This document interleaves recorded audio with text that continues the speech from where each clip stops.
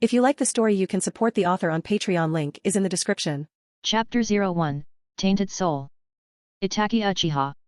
During his sham of a life, the name Itachi Uchiha, other than the dead giveaway to his ancestral lineage, was a name that resounded throughout the ninja world of the elemental nations for one thing, and it wasn't because he possessed the fabled dojutsu, the Sharingan, or his terrifying genjutsu. What carried his name far and wide was the source of his only regret and his greatest heroic act. He massacred his entire clan, from his parents to the aged elders, and down further to the crawling children, save only his younger brother. If anyone ever asked, Itachi would say that the reason he carried that mission out was out of love. A love that put his village before his clan, family, and lover. It was for this same love that made Itachi Uchiha force his last living family to a path of revenge and power at the tender age of 7. What tainted love would make a brother to psychologically manipulate his brother of 7 years to make his only goal in life an ardent dedication of killing his own elder brother? Who knew love could ever be this warped? Looking at the fading form of a grown and powerful Sasuke after he released the Edō Tensei, Itachi, feeling like he had finally achieved peace in death and was finally free of the ugliness of the human world, closed his eyes and let his soul drift into nothingness, or hell. Anyone that was open to a sinner like him. He felt the sensation of his spiritual form breaking down into dust particles but paid no attention to it.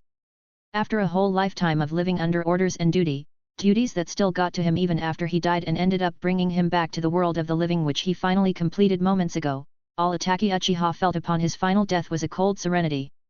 He didn't care of the mysteries of the afterlife or if his soul would suffer eternal damnation. All he wanted was to close his weary eyes and drift off to an eternal sleep. And sleep he did. But not for the eternity he sought. After slumbering for a time he knew not of how long, his consciousness was roused up by the bright peering light of the sun that seemed to be shining directly on his face. Sitting himself up, Itachi saw that he had been lying on a grassy plain in the middle of nowhere with no recollection of how he got there. Is this the afterlife? He muttered. He clearly remembered his soul link to the human world being severed as soon as he undid the Edō Tensei, and even when his body faded away to nothingness. This is the afterlife. This time he said with a level of sureness in his words. The only thing he had on him was a basic yukata and pants, nothing from his life as a ninja crossed over with him, not even a kunai or wire, something he was rather glad about. Other than the slight discomfort he felt upon waking up, he was completely fine. Neither his blindness or the sickness he had during the latter end of his life were present.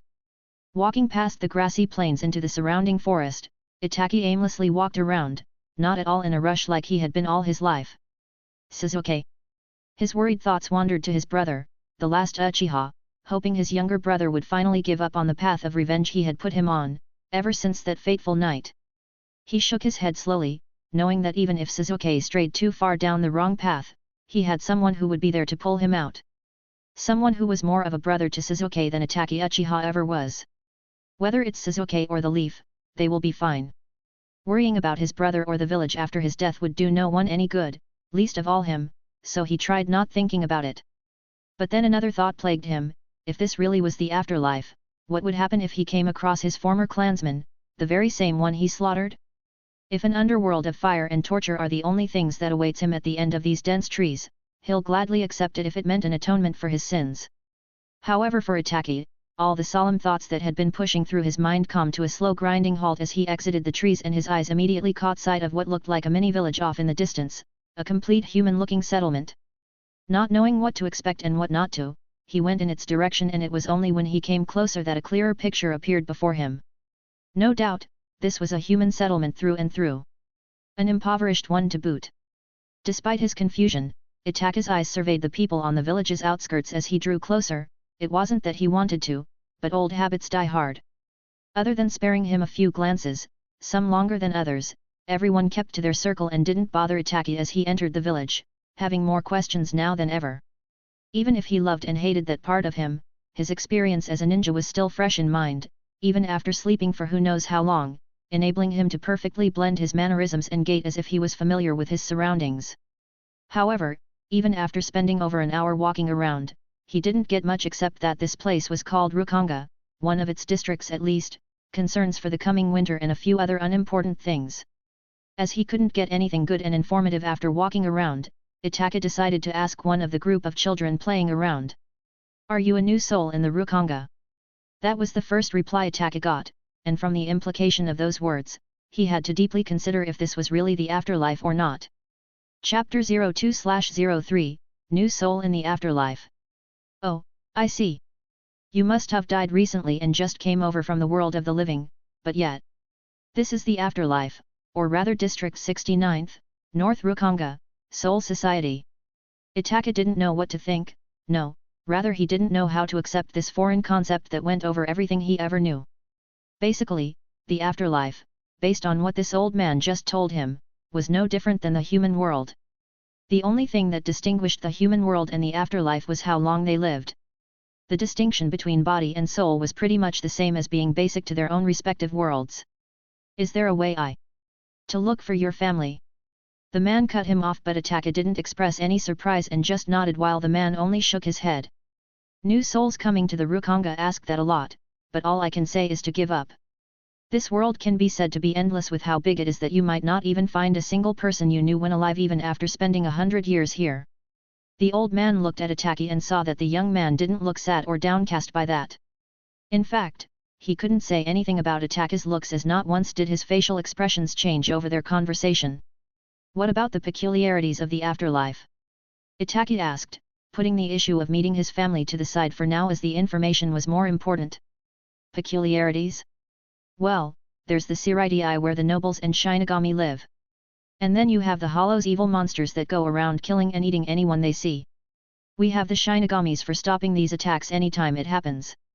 Itachi sat in silence, mulling his thoughts and the likely scenarios where he could put this information to use, but he forcefully stopped himself after remembering that he was no longer a rogue nin, or a ninja in general.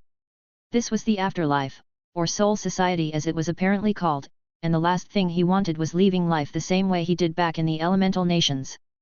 That will be all for now, thank you. He stood up and thanked the man and was about to leave when they called him back. Do you have anywhere to go, or are you going to continue wandering the Soul Society? The man asked half serious and half joking, but the reply he got surprised him a bit. I've been a wanderer most of my life. I think I can manage. After thanking the man again, Itachi was gone. Leaving the man the same way they met, complete strangers. He could have stayed if he wanted, even the old man was about suggesting the same thing, but he didn't. He didn't have any good reason for deciding to leave, but something told him that he had to keep moving until he had nowhere to go, and that was what he did. He didn't plan on going to the Seireidii as the man had told him that only nobles and Shinigamis had the right to live there, and he was none. Thwack! The stone continued on its path until it met the bark of the 8th tree and only succeeded in making its way halfway inside it, not through it. The perpetrator, Itachi, was standing horizontally on a tree with a few rock pebbles in his hand that he threw at the trees while noting their driving force and speed. Unfortunately, while he had figured out a circulatory pathway for the new flow, he couldn't use it to replicate any jutsu. One thing he also figured out was that while this new flow felt lighter than chakra, average density-wise, it was more volatile than chakra. Hence the pebbles. He could only take the slow route of trial and error as there was no available precedent for him. He had been slightly happy, for a very brief moment, when he figured out the flow, only for his mood to plummet when he found himself still yet unable to use his eyes. With how monotonous his days have been since he arrived here, Itachi, on more than one occasion, found himself forcefully pulling himself out of whatever training trance he was about to submerge himself in. With almost 2 weeks since he arrived in the Soul Society, he'd noted almost all the key differences and similarities between his former chakra flow and the new one. He could do the body flicker jutsu no problem, but he was yet to be able to weave a single jutsu. Chakra works in tangent to the dual polarities of body and spirit, and also those of the elements. But this flow feels like it doesn't follow any of that. His days were filled with him mumbling and pondering to himself until he snaps out of it. I should start moving on. And like that he wandered further in an unknown direction. At the very least, he was relieved that the flow helped increase his speed and overall physical attribute just like chakra did. Continuing at the same pace, never staying in one place for too long, Itachi Uchiha spent his first month in the Soul Society as a wandering lost soul. Inside a cave, Itachi was sleeping when his eyes immediately snapped open as the group transmitted slight tremors to his body. A sign that there was either a huge fight off to the distance, a herd of animals were stampeding, or some type of natural disaster. As soon as he made his choice to check out what it was, his body flickered in a blur and he was gone. He ran through the shades and darker parts of the dense forest to prevent anyone from noticing his incoming. Seeing how the ground zero for what was apparently a battle was still a good distance ahead, Itachi reasoned that the battle must be an explosive one given how far the tremors traveled. As he got closer, he noted that the large tremors had all but ceased, which meant that the battle was likely at its end. He slowed down and hid himself at a vantage point and watched the end of the battle. The most eye-catching thing he saw was the 10-legged giant crab monster that was fighting against a group of 20 or so warriors, including the dead bodies scattered around, all garbed in black kimonos and armed with swords. Itachi watched on as they cut off the last legs of the monster crab while two of them used its period of anguish to pierce their blades through the bony mask that covered its face. Itachi noted their formations, what remained of it, the fighting styles they all used, all of them except two people, and they were the only ones with different bladed weapons from the katana everybody else seemed to use. Listening to what they were saying, Itachi confirmed that they were part of some 7th Division military, and Shinigamis. They are not what I expected them to be, was Itachi's honest reaction to the fabled death gods, but then again appearances were the most deceiving, reality even more so, he would know. The crab monster faded away moments after it was killed, so the remaining Shinigamis started wrapping up the dead bodies of their fallen comrades. While all this was happening, Itachi stealthily made his way closer to the battlefield to see if there were any smaller yet important information to note about the Shinigamis of Seireitei. He was lucky enough to snag one of the katanas of a Shinigami that had half of his body blown into the forest. Just as silent and unnoticed as he came, so he went with not one person from the group sensing him. He'd have had to notch up their perception by a few marks higher if they had noticed him. He'd have preferred a tanto or a kunao to a sword, but his options were severely limited, always have been. He sighed and laid back down to sleep with the sword by his side. The next day, due to the presence of what he finally identified as a hollow and the Shinigamis, fighting around where he had been staying for a few days now, Itachi moved away from the site and continued his wandering once more. This time with a sheathed blade strapped to his waist and covered under the cloak he wore. Times like these are when he most times finds himself thinking back to his life. Wondering if there were things that could have been but weren't, choices that could have been made but weren't. He'd sometimes stop his wandering to train or do something that'll take his mind off from thinking too deeply about fairy tales. It was during one of these stops of his that he finally noticed that there was something odd about the sword. The sword, or whatever it was made of, was a very natural conductor of the flow inside his body that he didn't know when the sword automatically added itself to his flow pathway. With how perceptive he was to his own body and energy, it was impossible for him to miss it. Unfortunately, he could only feel it, not being able to see or analyze it because of the absence of his eyes. Apart from a faint sense of rejection he used to feel from the sword when he had swung it to train for the first time, now there are hardly any blocks from the sword whenever he swung it. The things he had been learning since his arrival on this afterlife named Soul Society, from the corrupt and poor human life conditions in the Rukanga, his new pathway flow, the evil spirits' hollows, the protecting Shinigamis, even down to this sword, was one heap of confounding questions and mysteries, each one after the other. Chapter 04, Looking for Answers. Time passed for Itachi, who had finally decided to slow down his pace after the fact that he'll likely be here for centuries hammered itself into his head after conversing with the locals of the small settlements he came across every once in a while. Seeing children and teenagers of more than 50 years scattered around everywhere, and adults with age usually ranging from a century and upward, the oldest he's seen being over 300, Itachi had to accept that he had nowhere to hurry to and slowed his wandering to a casual pace, sometimes even staying a few weeks to a month on one spot before moving onwards. After his discovery of the sword, Itachi refrained from using it as much as he could. He would have thrown it away except that he had no other weapon on him. Limited by his choices once more. He had no idea if the sword was a cursed weapon, or one that bonded with its wielder by consuming their energy just like Kisame's same Heta. With his lack of knowledge and lack of his eyes, he limited how much he wielded the blade and cut the flow of energy from his body to the sword just to see how it would react, but nothing happened. Not even when he practically left the sword in his sheath for over a month. Right now, Itachi sat on the bank of a river with one hand over his left eye as he stared at his reflection. His appearance was the same, similarly was his body mass and muscle structure identical to his body when he was still alive. Apart from his eye that should be gone after using Izanami, everything was just as it used to be, except for his inability to open the Sharingan. With the absence of chakra, he had long surmised that this new energy was the reason why he couldn't use any ninjutsu or his dojutsu. Itachi was smart, terrifyingly so, but trying to use an entirely new and foreign form of energy as a substitute for chakra to cast ninjutsu was something out of his area of expertise. This was more of Orochimaru's field than his. Simply put, chakra was the energy of the world, life energy, but right now he was dead. He had once thought this energy was yin-based due to him being dead, but that too turned out to be wrong. He looked at the sword by his side with a slight frown on his face. Honestly, he considered stopping his pointless wandering and integrate back into society, but he had heard numerous times of settlements and villages being attacked by hollows who feed on souls, and though most of these attacks were promptly taken care of by the Shinigamis stationed in different posts throughout the Rukanga, sometimes the Shinigamis arrive late to find a destroyed village.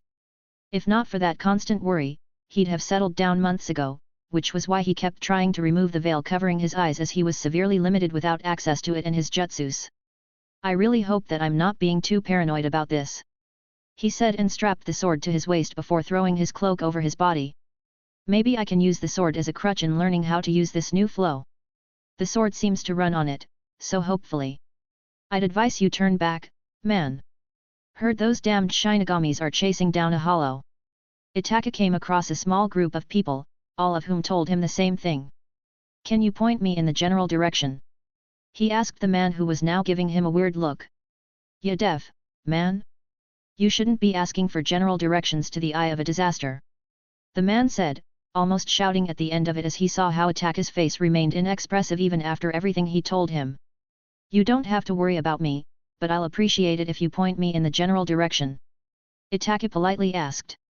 Stray off the path to your left at the crossroad up ahead and continue on. You'll come across it in an hour or two depending on how fast you travel. Knock yourself out, man.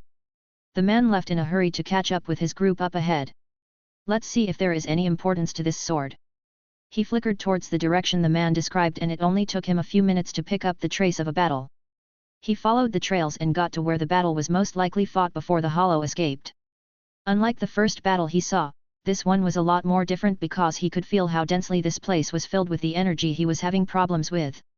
Obviously they can harness it, but this feels somehow different. An element or attribute perhaps?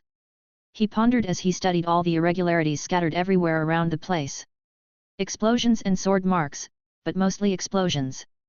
The site was filled with blast marks and craters of different proportions. Some places were molten glass, some places looked like something small and very heavy was dropped there. Some looked as if someone sliced open the ground. The scene before him was eerily similar to that of where shinobis fought. Different abilities. Not a single projectile weapon. Different attributes and elemental discharges. He disappeared from the place after he committed the details of the battlefield to memory. As far as he knew after inquiring from a lot of locals, all Shinigamis carried swords. Every single one of them. It is simply stupid and inefficient for different divisions, if not all of them, of any military to use only one type of weapon, but since the Shinigamis do, it means the sword is a lot more than a crutch than Itachi initially thought it was, and more like the basis of their strength. But why only swords? Even those two from months ago used swords, albeit with different shapes and aesthetics. An answer started taking shape in Itachi's head as he trailed the prints the Shinigamis left behind, and noted another thing of importance. The few footprints barely visible are too far apart and not uniform. They are fast. The conclusion so far, this group was far stronger than the ones Itachi had met months ago. Chapter 05, Finding Some Answers. Ikeku, there's still one missing. Its Ryutsu is spiked a few kilometers east from here. Someone called out to the angry bald man, Ikeku, who furiously stomped on the ground. Damn it! Why are these things so slippery today? We have to kill them fast or else Captain Zaraki will cut off our ears. Lead the way, Yumi Chika. Ikeku said to his friend with urgency. Not wasting any more time, the rest of Squad 11 followed after Yumi Chika towards the last place the Hollow's Ryutsu was registered. This time around, they were hunting down 4 Hollows, and while it was a relatively easy thing with their numbers and strength, this group of Hollows immediately turned tail as soon as they saw one of theirs almost being killed. Well, the Hollow did die, but the thing was that the other Hollows ran away before they even killed the one they left behind. Oh, I'll personally kill that slippery bastard. Ikeku grinned menacingly as they got nearer and he could feel the Hollow's faint Ryutsu. Yumi Chika, who was beside him, frowned a little. Just try and keep an eye on him this time. We are chasing this one for the second time because you taunted it instead of instantly killing it. The group of Shinigamis behind them laughed at Ikeku's slip-up, angering the bald man even further. Ah! Come here, you bastard! Ikeku lost it and rushed forward as soon as he locked in on the Hollow's Ryutsu. Die!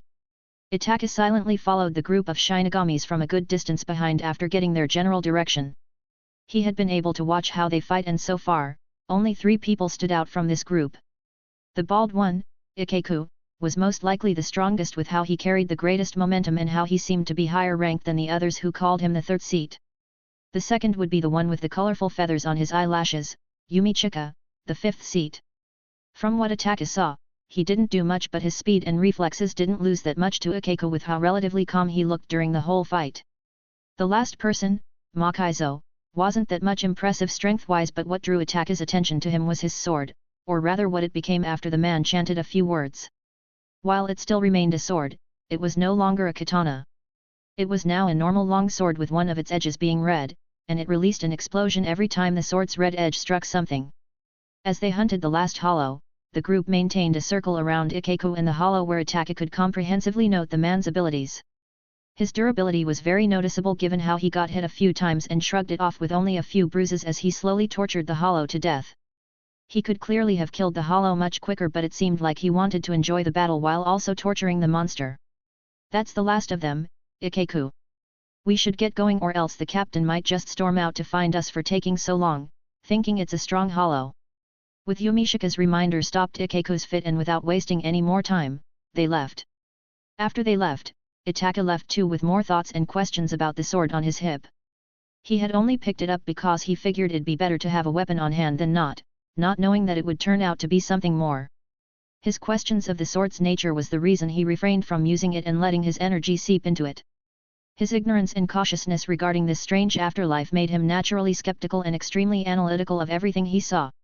After meeting Ikeku and his group, Itachi decided to be a little experimental with the sword and once more started letting the flow inside his body move into the sword. 2 weeks had passed since that day, and though there were no changes with the sword, Itachi didn't worry. He'd expected it'll most likely take a long time before any changes showed on the sword. As he was basically free every day and rarely trained, except when his thoughts started acting up, most of his time was spent meditating, not because he wanted to, but he realized that it made his flow travel into the sword in the best way possible. Most times when he meditated, his thoughts were centered around the sword and the effects of the change it had on the user. If he classified the sword's transformation as an advanced technique, that means that each transformation possibly gives a qualitative increase to one or more of the user's aspects, but the increase is relative to the user. The reason why he considered it relative to the user was because even though the man named Makaizo's sword changed and he obviously got a little stronger, he still felt that bald man and the one with the feathers on his eyelashes could still beat him. So if Ikeku were to use the same technique and his sword changed, he'd be vastly stronger than Makaizo. Is it some type of strength multiplier? He thought. The Sharingan also acted as a strength multiplier of sorts, at least that was one of its basic attributes. He still had a lot of questions about the sword since he was basically going in blind and he had no idea if there was something else needed to influence the sword to change. He doubted just sharing his flow with the sword was everything he needed to do. Not to mention that it might take months or sage forbids, a few years, because as far as he knew each of those Shinigamis he saw were probably more than 100 years old. I'll have to find a viable alternative in the meantime, he said as he looked at the sword. Or course he'll continue looking for a way to unlock his eyes, not just waiting for the sword to show a sign, any sign in particular. Right now, not being with his eyes while he knew they were there slightly irritated Itachi. He was a seasoned fighter, with or without the Sharingan, but he knew just how limited he was without it. Comment. To comment. Vote. Chapter 5, Chapter 06, Days Passing By. We are proud of you. To Itachi, those words were akin to curses that continued haunting him even after a decade has passed since that fateful night where he drew his blade against his own family. He had always believed he did it for the village, even till now, but that didn't mean it would stop the nightmares. I'll kill you, Itachi. Even if I have to die for it. Those words to his ears as he sat there on the clan head seat and gazed down on a grown-up Sasuke hurt him so much that the words that left his mouth was, "Then make it happen." The last 2 brothers of a dead clan, one fighting to kill the other while the other fought all to complete his duty at the end of it all, Itachi Uchiha was a great coward. He owed Sasuke everything after he had taken everything the child ever knew and loved from him, and yet despite how regretful and crushed he was, he couldn't even properly apologize or confess with his words, instead choosing to use his sixth sense of recompense to further manipulate, force even, an innocent child to live his whole life with only one goal: to grow strong enough to kill him. Even when reincarnated with the forbidden jutsu, he couldn't face Sasuke until the latter chased him down, and even yet, he couldn't say what he wanted to say until the very last second, always hiding and running, stopping only when he finds an escape path. Itachi Uchiha was the most exemplary and loyal ninja in the history of hidden villages, but most of all he was the greatest coward. His eyes slowly flickered open and took in the image of his surroundings. Another nightmare. He held his hands over his eyes and sighed deeply and remained in that exact position for the next half hour before he decided to pick himself up and get started with his day. Picking the sword, he strapped it to his waist and went to the nearby stream of water for a bath. The cold water of the morning stream was a soothing feeling that helped in getting his chaotically beating heart to slow down. "I deserve all of it, no questions," he muttered as he got out of the water. It was this feeling of regret and self-hatred that he couldn't bring him to stay in any of the settlements he came across. That world was something he left behind when he accepted to massacre his clan for the village. He rejected his family for the village when he was alive, so how could he accept them in death? With the few pieces of clothing and strap bag he got from the settlements he came across as payment for a few odd jobs, Itachi's aimless wander continued, one at a much slower pace. Having nothing to do for weeks and months on end, Itachi spent most of his time on his sword or figuring out things about the new flow, but he was yet to figure out how to use it just like he did with chakra. In the afternoon, he went into the settlement nearest to him at a 10 kilometers distance from him, which wasn't much of a distance to him. "Oh Itachi, you're still around, I see." One of the elderly men he helped during his earlier visits called him, and Itachi nodded at him. "Good day, Kanzaki-san." "Ha ha ha, upright youngsters like you are hard to find even after death, so you're always a welcome surprise, Itachi." The man smiled gently at him before Itachi walked away. This was something he did every once in a while, every week or two, where he would go into the nearest settlements around him and keep a lookout for recent happenings. "I guess the news about the recent upsurge of rampaging hollows is finally affecting this place," he noted to himself after observing a few huts now having new owners and the lack of familiar faces walking around at this time of the day. Turning back, he went back to Kanzaki after exchanging 2 rabbits for a few sets of condiments. "Kanzaki-san, I can't help but notice that some people are missing from the village. Is something happening?" The man was already used to Itachi's less than expressive face after the first few times he had met him, so he wasn't bothered by the slow monotone that Itachi spoke with. Boy. 2 small settlements like ours to the east have been run over by hollows, forcing the Shinigamis to be especially active as of late," Kanzaki-san said. How could he even begin the relocation to another place if he wanted to? That close? Shouldn't Shinigamis be stationed at the nearest settlements, given that's what the hollows are going for? Itachi asked, but Kanzaki snorted derisively. "How can we dictate what the Shinigami-samas can or should do?" he asked rhetorically. "Until next time, Kanzaki-san." Before the man could finish his words, Itachi was already on his way out of the settlement to go home. "East Hui? That's where I'm supposed to travel to." He wasn't that worried about coming across hollows on his way if they were of the same strength level as the ones he saw the Shinigamis killing. Anything else will be left to further observation. With his cloak over his body, Itachi packed the few pieces of belonging he had on his strap bag and went along on his way. Comprehending the basis of the Shinigamis were quite easy, but what he had no idea of was hollow and the specifics of their race, given how all the ones he's seen looked different from each other. There is only so much that distant observation can do, and while he wouldn't go around trying to kill hollows, it is entirely different if one were to show up in front of him. Every passing day causes me to doubt if this is truly the afterlife. Itachi mused absent-mindedly. Given how everyone he has met has no recollection of any of the elemental nations and the hidden villages, or even in some cases ninjas, this soul society felt more like a hidden dimension than anything else. Having constructive conversations with himself, Itachi's days in the soul society kept on increasing as the rogue ninja searched for somewhere or something that would make his endless journey come to an end. Chapter 07, Subtle Changes in Soul Society. Lieutenant Saragaki. Every single hollow has been killed. A Shinigami bowed his head and reported to a girl that looked too much like a child, standing at a very short height of 4'4", Lieutenant Hiri Saragaki of the 12th Division. That bastard of a smug captain. Does he think he's the only one with a pile of research to attend to? Making me come out to the field to investigate, how dare he? She shouted angrily at her absent captain, while the other Shinigamis present smartly kept their mouths shut. After finishing her rant, Hiri took a few calming breaths and regarded the rest of her squad with a seriousness that looked almost foreign on her in respect to how she had looked like a petulant child just moments prior. Triple check. It's almost suspicious given how hollows seem to be appearing and disappearing all over the Soul Society. She said, someone radio HQ for a last sweep before we leave this area for good. Different settlements of the Rukonga are being attacked by hollows and there's also been reports of souls inexplicably disappearing without their clothes. Lieutenant Saragaki, message from the captain. Someone called out to her and pointed at the black butterfly hovering near her, a Jigokuko, or hell butterfly. Yes? Make it quick, will ya? While everyone else would have been extremely respectful to the division captains, Hiri had no respect for hers. Lieutenant Saragaki, I want you and your squad to make haste to the settlement south of your current location. A calm and collected voice laced with a serious undertone came out of the butterfly. Hearing her captain's serious voice, Hiri held her tongue and rogered the order. Order received. No one falls behind. She shouted and promptly disappeared, her squad following right after. What are we looking at? She asked the butterfly perched on her shoulder. Either of two things or both, more vanished souls or a destroyed settlement. Came the eerily calm reply before the call ended and the butterfly disappeared into motes of light.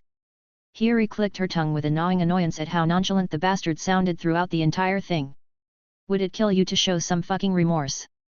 Despite how fast Hiri hurried, even leaving her squad a good distance behind, by the time she got to the little settlement, all she found was the rebel remains of destroyed houses and faint traces of vanished souls. Damn it! She kicked a rock in anger at the last remaining house and brought it down in a crumbling mess. Scan the surrounding area for any lingering riotso or traces of hollow movement. She barked out and after a clean sweep, they continued on forward after finding nothing. Hollow riotso. She felt the faint wave of the corrupt riotso that hollows were made up of and hurried towards that direction, her squad following her every move. General POV, Itachi. It was 2 days after his recent relocation which he spent most of it walking because he had no specific place to be or a time frame to keep, so he considered walking instead of running. With only 3 hours of sleep due to the news about rampaging hollows he heard from Kanzaki, Itachi spent most of his waking moment just walking, until this day when he heard it. To keep a watch out, he resorted to staying awake all night and took an hour or two in the morning to sleep, even if he didn't need it. It had been in the midst of his nap time when he heard a loud unearthly roar and picked up the wave of nauseous energy that came along with it. He crossed the distance between him and the hollow in seconds, and his first act of observation saw a somewhat large group that looked like a family getting devoured by hollows, 7 hollows to be precise. Had it been Shinigamis, Itachi wouldn't have cared or bothered with it and just stayed to observe how they fought, but the people below were just civilians.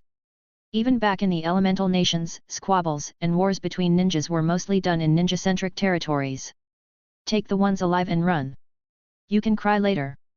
His voice jolted the 2 adult men who had horrified looks on their faces as they looked at the hollows. Why yes. Then TT. Kima. Itachi's pitch-black eyes calmly collected the positions of the hollows and their state, while also keeping an open tab on all that he knew about hollows and those he was about to see. The hollows were already fully aware of his presence and all of them currently had their focus on him as he slowly and silently unsheathed his sword. His first target was the hollow holding the child named Kima, and in a split second before anybody could blink, Itachi's form quickly flickered in one spot and Kima was now held behind him, taking all of them by surprise. That was before one of the hollows screamed as his entire arm slipped off its joint. Leave now! Itachi repeated, and this time none of them lagged behind. They called those that were still alive and bundled together before running away with the older ones carrying the children on their backs. Shinigami! Kill! Kill! Kill! The one who was hurt shouted hysterically and incited the others, and Itachi watched as they charged balls of energy, so he quickly shifted his location so it wouldn't affect the fleeing family. Die! Die! Die! They shot the charged attacks at Itachi, who swiftly disappeared and appeared behind the first one he attacked, with his sword in an attack line that went straight through its pale ash bone mask, effectively killing it in one stroke. Some can talk while others have limited speech. An evolution trait perhaps, which would mean that there are ranks to these things. He noted down all their mannerisms on his tab on hollows. High speed, energy blasts, regeneration, and possible physical traits given how different they all look. The way Itachi calmly stared down the 6 remaining hollows with those dull black eyes of his that looked like it held them in disdain greatly infuriated the hollows that they all rushed at him to devour him. Chapter 08, An Unexpected Reaction. They are quite tenacious. Itachi thought as he dodged the volleys of shell-like spikes shot by a hollow with a carapace back. Quickly noting his disadvantages, Itachi led the group of hollows in the direct opposite direction from where the people had run in, and thankfully they quickly followed, being blinded by rage. That worked too well, but these guys aren't as stupid when it comes to fighting. It came as a grim reminder to him that the hollows actually outclassed him in every important aspect of battle save his speed and intelligence. He also had to be extra careful as he was well aware that receiving one of their attacks was akin to a death sentence to him. With his apparent disadvantages, Itachi went for the basic battle tactics taught to every genin teams back for dealing with stronger or large groups of enemies. Hit and run. Arg! An oblivious hollow, the third one so far, screeched in pain for a few seconds as it felt a blade slice through the nape of its neck, only for his screams to stop when he turned around in reflex, only for Itachi's blade to slice through its mask, effectively ending his life. Assassination missions were something any Uchiha worth his salt thrived in, exponentially so when it came to the prodigy that was Itachi. With how efficient his energy control was and being able to use the body flicker technique, all it required was patience, and he'd effectively dispatch this group of hollows, and patience was something Itachi was intimately familiar with. 4 left. It looks like they are no longer as frenzied as before. Itachi saw as they slowed down their blind advance and cautiously looked around them, even blasting off those energy bombs of theirs to clear the dense forestation around them. If this continues, they will likely disappear. A much intended outcome. He wasn't interested in trying to kill them to the last one and would have preferred it if they pulled the same disappearing act they pulled on the Shinigamis. There's also a high possibility that the constant commotion will alert the Shinigamis. Now this was something Itachi had to look out for. The best outcome would be if they arrived and took the hollows off his hands instead of him letting them retreat, while the worst would be if they surrounded him. As far as he knew, the Shinigamis were the only fighting force and militia known to all residents of the Soul Society, something that made it easy for them to identify any opposition. Dropping to the ground, Itachi sliced through a few trees that fell towards the smallest hollow of the remaining group, and as soon as their attention was drawn to it, he attacked the one on the left who had his back fully open to him. However, as Itachi got to him, the hollow quickly turned around with an energy bomb brewing in his mouth and shot it at Itachi, whose eyes were slightly raised, but forcefully twisted himself midair and watched as the bomb flew dangerously close to his body and missed him by a hand's width. Having missed his target who was trying to swat him away, Itachi's following actions flowed without any hesitation in his eyes. Swish! Puchi! His sword left his hand and pierced through one of the hollow's eyes, resulting in its shrill screams and haphazard movements as the others tried to attack Itachi. Guess my opening is here. It was sudden and took all the hollows by surprise as they were suddenly sprang on by a group of Shinigamis led by a blonde-haired girl. Itachi, who had already sensed them coming when they came near, paid no attention to the new arrivals and went straight for his sword. He was prepared to lose the sword as he figured he'd get another down the line, but somehow that thought didn't look so comforting after he threw it away. He was not a particular weapon user, but he understood the sentiment of owning special weapons, as he too owned a few of them when he was alive. Retrieving his sword from the hollow that was easily taken care of by the blonde-haired girl, his steps didn't pause as he immediately disappeared. "Hey, come back you punk!" He heard her shout, but that was no longer a concern. Instead his focus was on the blade he was currently looking at. I guess it's not that surprising. He had felt the slight thrum on the blade after he retrieved it, and the way his energy seemed to now be in harmony with the sword at his side made him realize something important. "I guess that means we're bonded now, don't it?" he asked, and despite receiving any sort of signal from the sword, Itachi nodded in content because unlike before, he could now feel the blade. And with it came a reassuring thought it wouldn't be long before he got back his eyes. Meanwhile, after Itachi retrieved his blade and swiftly retreated, Hiyori cursed and focused back on the two hollows still alive. "Lieutenant Saragaki, these hollows are troublesome," one of her subordinates shouted, causing Hiyori to grit her teeth and jump back into battle. The hollows were strong, moderately so, she discovered, mostly the one with the carapace skin and its method of attack. "We should be fine," she thought, and comforted herself with that thought. As part of the research division, they weren't the most battle-oriented division, and this task would have been to another division to handle, but all divisions were ordered to step in due to the increased rate of hollows appearing in the Soul Society and the mysteriously disappearing souls. Hence why her infuriating captain sent her out to gather any data she could. Couldn't he have asked that freak Mayuri instead? All her thoughts did was to anger her even more. Had number 4, Byakurai. Following her short incantation, a sharp burst of lightning shot out from her outstretched hand and struck a hollow and sent it flying. Not letting up, she continued the flow with another short incantation. Had number 33, Skatsui. A blast of blue flames crashed and exploded against the electrified hollow and fully vanquished it. Lieutenant Saragaki, who was that man stalling the hollows? I don't think I got a feel of his Ryutsu. One of the Shinigami close to her asked after they finished their small battle. I don't know. He was very fast though, and I couldn't get a good feel of his Ryutsu either, she said with a frown. She thought about it before shrugging and deciding to leave all the headaches to her captain. He was the smart ass after all. Chapter 09, A Journey of Self-Discovery. Following his recent brush with the Shinigamis, Itachi quickly left the area and picked another direction to travel in, and this time he didn't move in leisure like he usually did. Though he was unaware of it, the sheer size of the Soul Society made it a near impossibility to track just one person, more so someone like him who kept his presence to the barest minimum. Having finally received a hint of progress from his sword, Itachi spent his free time on channeling his energy through the sword and looking for any other reaction it might have. While the sword didn't show any other physical reaction since that day, the feeling Itachi was now getting from it was something that spurred him on greatly. It felt as if he was on the cusp of discovering something, and his attention were mostly on the sword, day in and day out, even through the night since he didn't require sleep. Feeling like he had gotten a sufficient distance away from his previous location, Itachi slowed down after finding another place to crash behind a waterfall, and focused all of his time on his sword. It was a new thing for him, never having done something like this when he was alive, but then again he had never been dead and never been to the afterlife, at least this version of it. Around the place where Itachi and Hiri's group had fought against the hollows, a man stood and calmly surveyed the area with a hint of amusement in his eyes. Blonde shaggy long hair framing a tired-looking lazy face, he wore the standard black shiakush but with a white haori over it with the word 12 written in kanji at the back of it. Hiri-chan was right. Low-level ajichas, but ajichas nonetheless. They were lucky, he said, squinting his eyes in distaste at the implications of what this meant.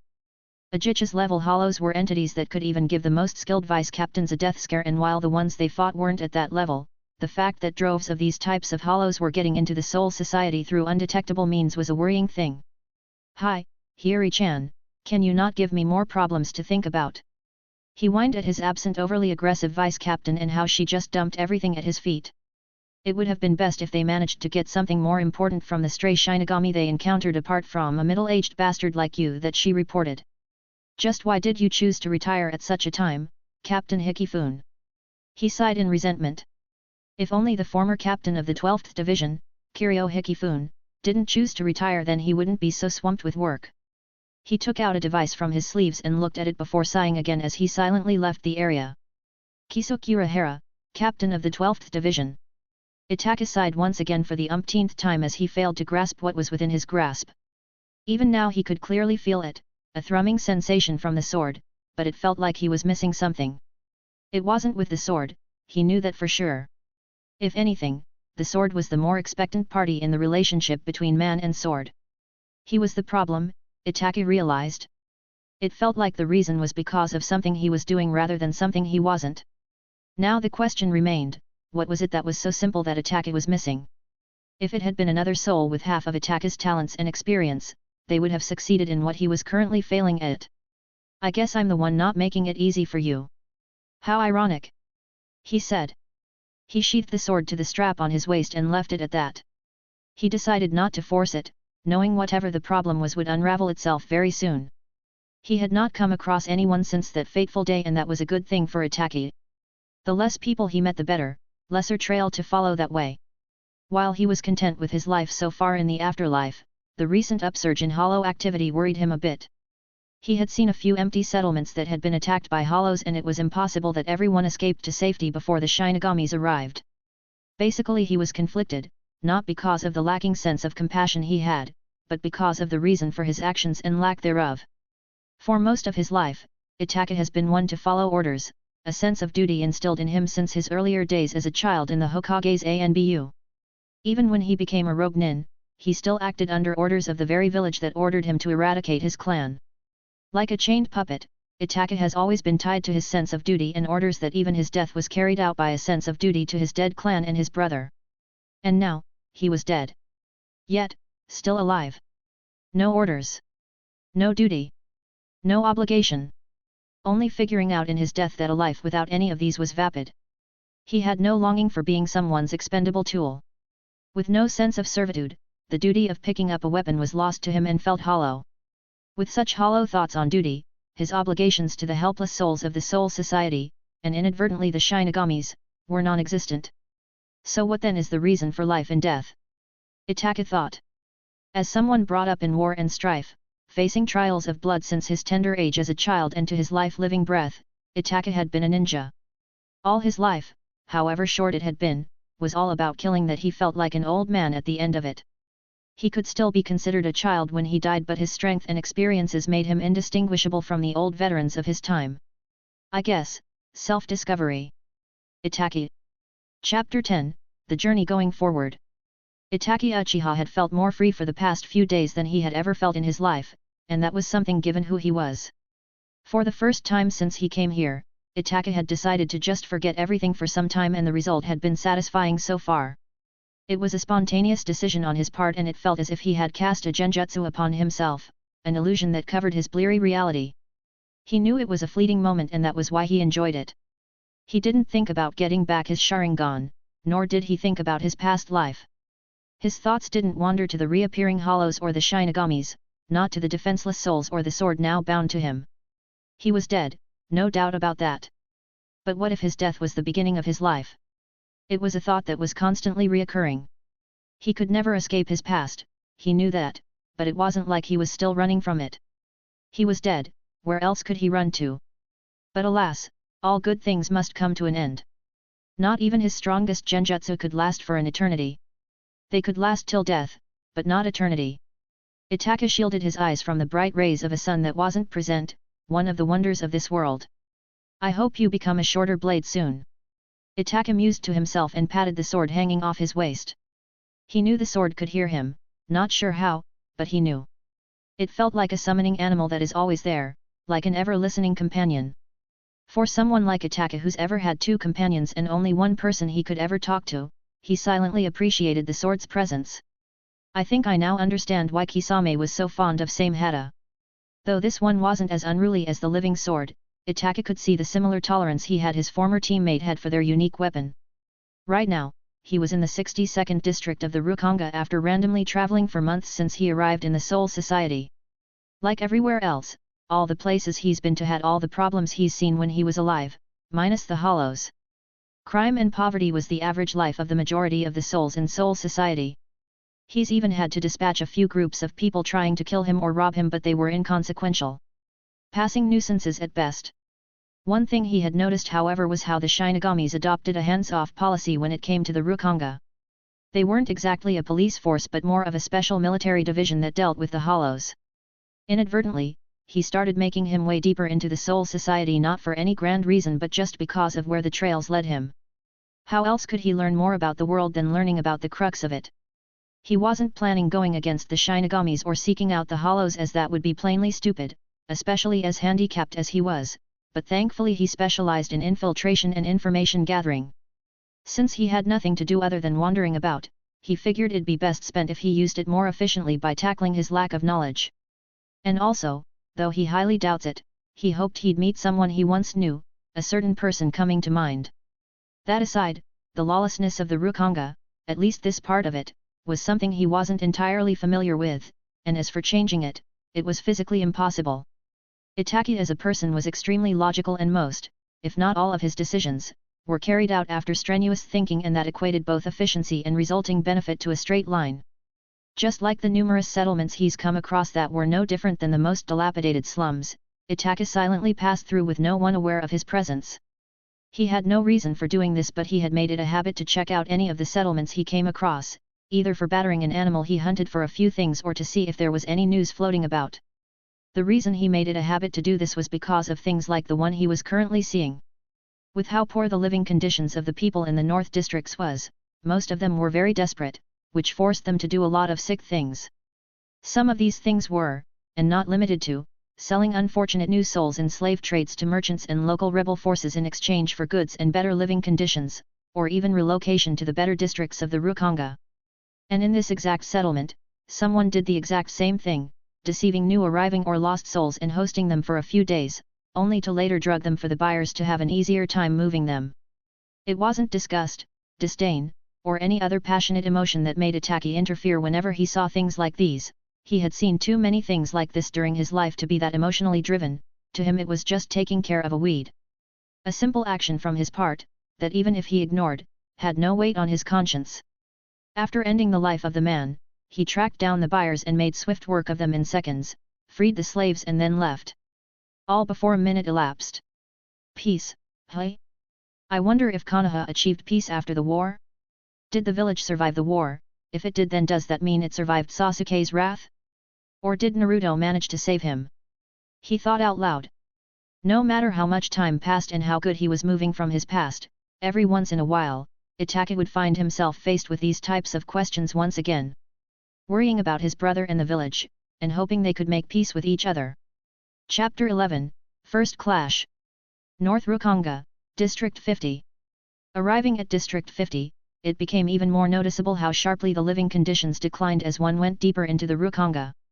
Though the standard of living was not anything to write about, at least the people weren't wearing outright rags on them and didn't look like sack of bones. It still had the image of a dilapidating slum village, but at least they could fend for themselves somewhat. Another thing to note was that as the living conditions of the Rukonga got better and you get closer to the Shirai, the presence of Shinigamis got more frequent. After managing to batter a set of new clothes with how tattered his former ones were, Itachi inconspicuously continued on. Sometimes he would catch the movements of Shinigamis zipping past him, taking his presence as that of a normal soul, all serving as bits of information he could pick up on. Something was going on in the 50th district which warranted the presence of the Shinigamis, and given how fast they were moving, even in separate groups, Itachi concluded that either it was because of a hollow incident or the trace of one. If the groups of Shinigamis he had seen for the past days were all heading in one direction, that meant that whatever they were fighting or investigating was that serious. You don't mind me seeing what's going on, do you? Itachi asked. Even though no reply came, he nodded and faded away moments later. Captain, it's worse than we thought. There's no trace of the Shinigamis who disappeared, right? A gruff voice interrupted the report with a click of his tongue. Wearing a captain's apparel, a white haori draped over his black shiakush with a tenkanji written at its back, a roughly trimmed beard and a muscular physique, Isshin Shiba turned to the person doing the report. Have the update from the second arrived? The young woman before him shook her head. Ranjaku Matsumoto shook her head and replied. We should be getting it any minute from now. They were the ones who first ran interference when the news came in.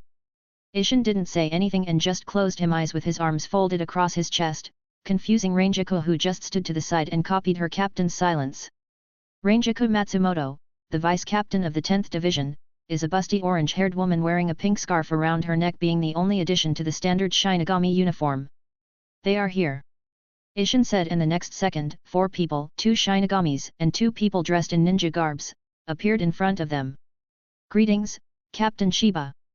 The one leading them greeted them was one of the masked ninjas, a girl from her voice. So, while generally known as a fun-loving and laid-back individual, Isshin Shiba was in no mood for jokes right now. As per her duty, she delivered the news she was supposed to pass on, and then a drive containing the exact route and timestamps of the missing group of Shinigamis.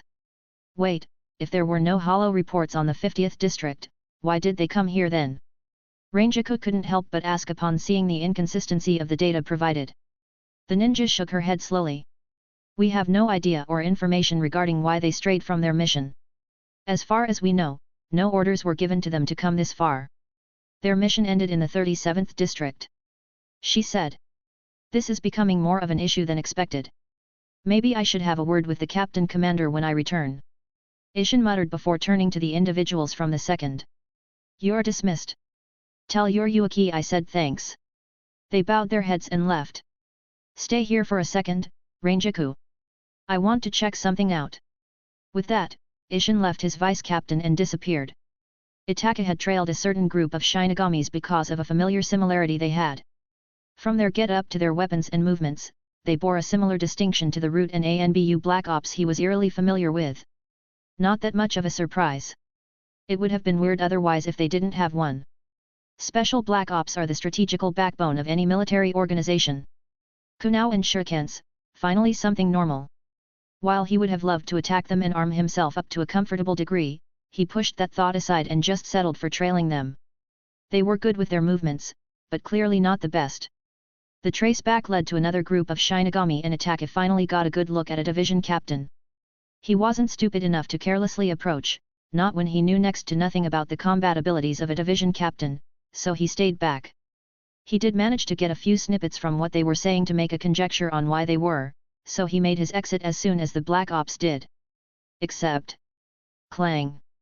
HOH? That's a good reaction. The captain said with a dim smile as Itachi had immediately attacked as soon as his hands went to draw his blade. What? Come on, don't tell me you're one of those silent types. Itachi twisted his blade around his hands blurring in motion that surprised the hell out of Isshin as he found Itachi's blade coming for his neck. Isshin retreated and looked at Itachi with squinted eyes as he noticed one thing about the young man in front of him. Throughout the exchange, not once did his Ryutsu make an upbeat surge. Who are you? Isshin asked, but Itachi remained silent, stealthily scouring the area to make sure he wasn't being surrounded. If you won't answer that, then answer why you were snooping around my division earlier. Isshin asked. Both of them silently gauged each other with different resulting evaluations. While Isshin saw Itachi's reaction and swiftness with the sword, he already made a conservative estimate of Itachi's strength, even adding the possibility of a Shikai release.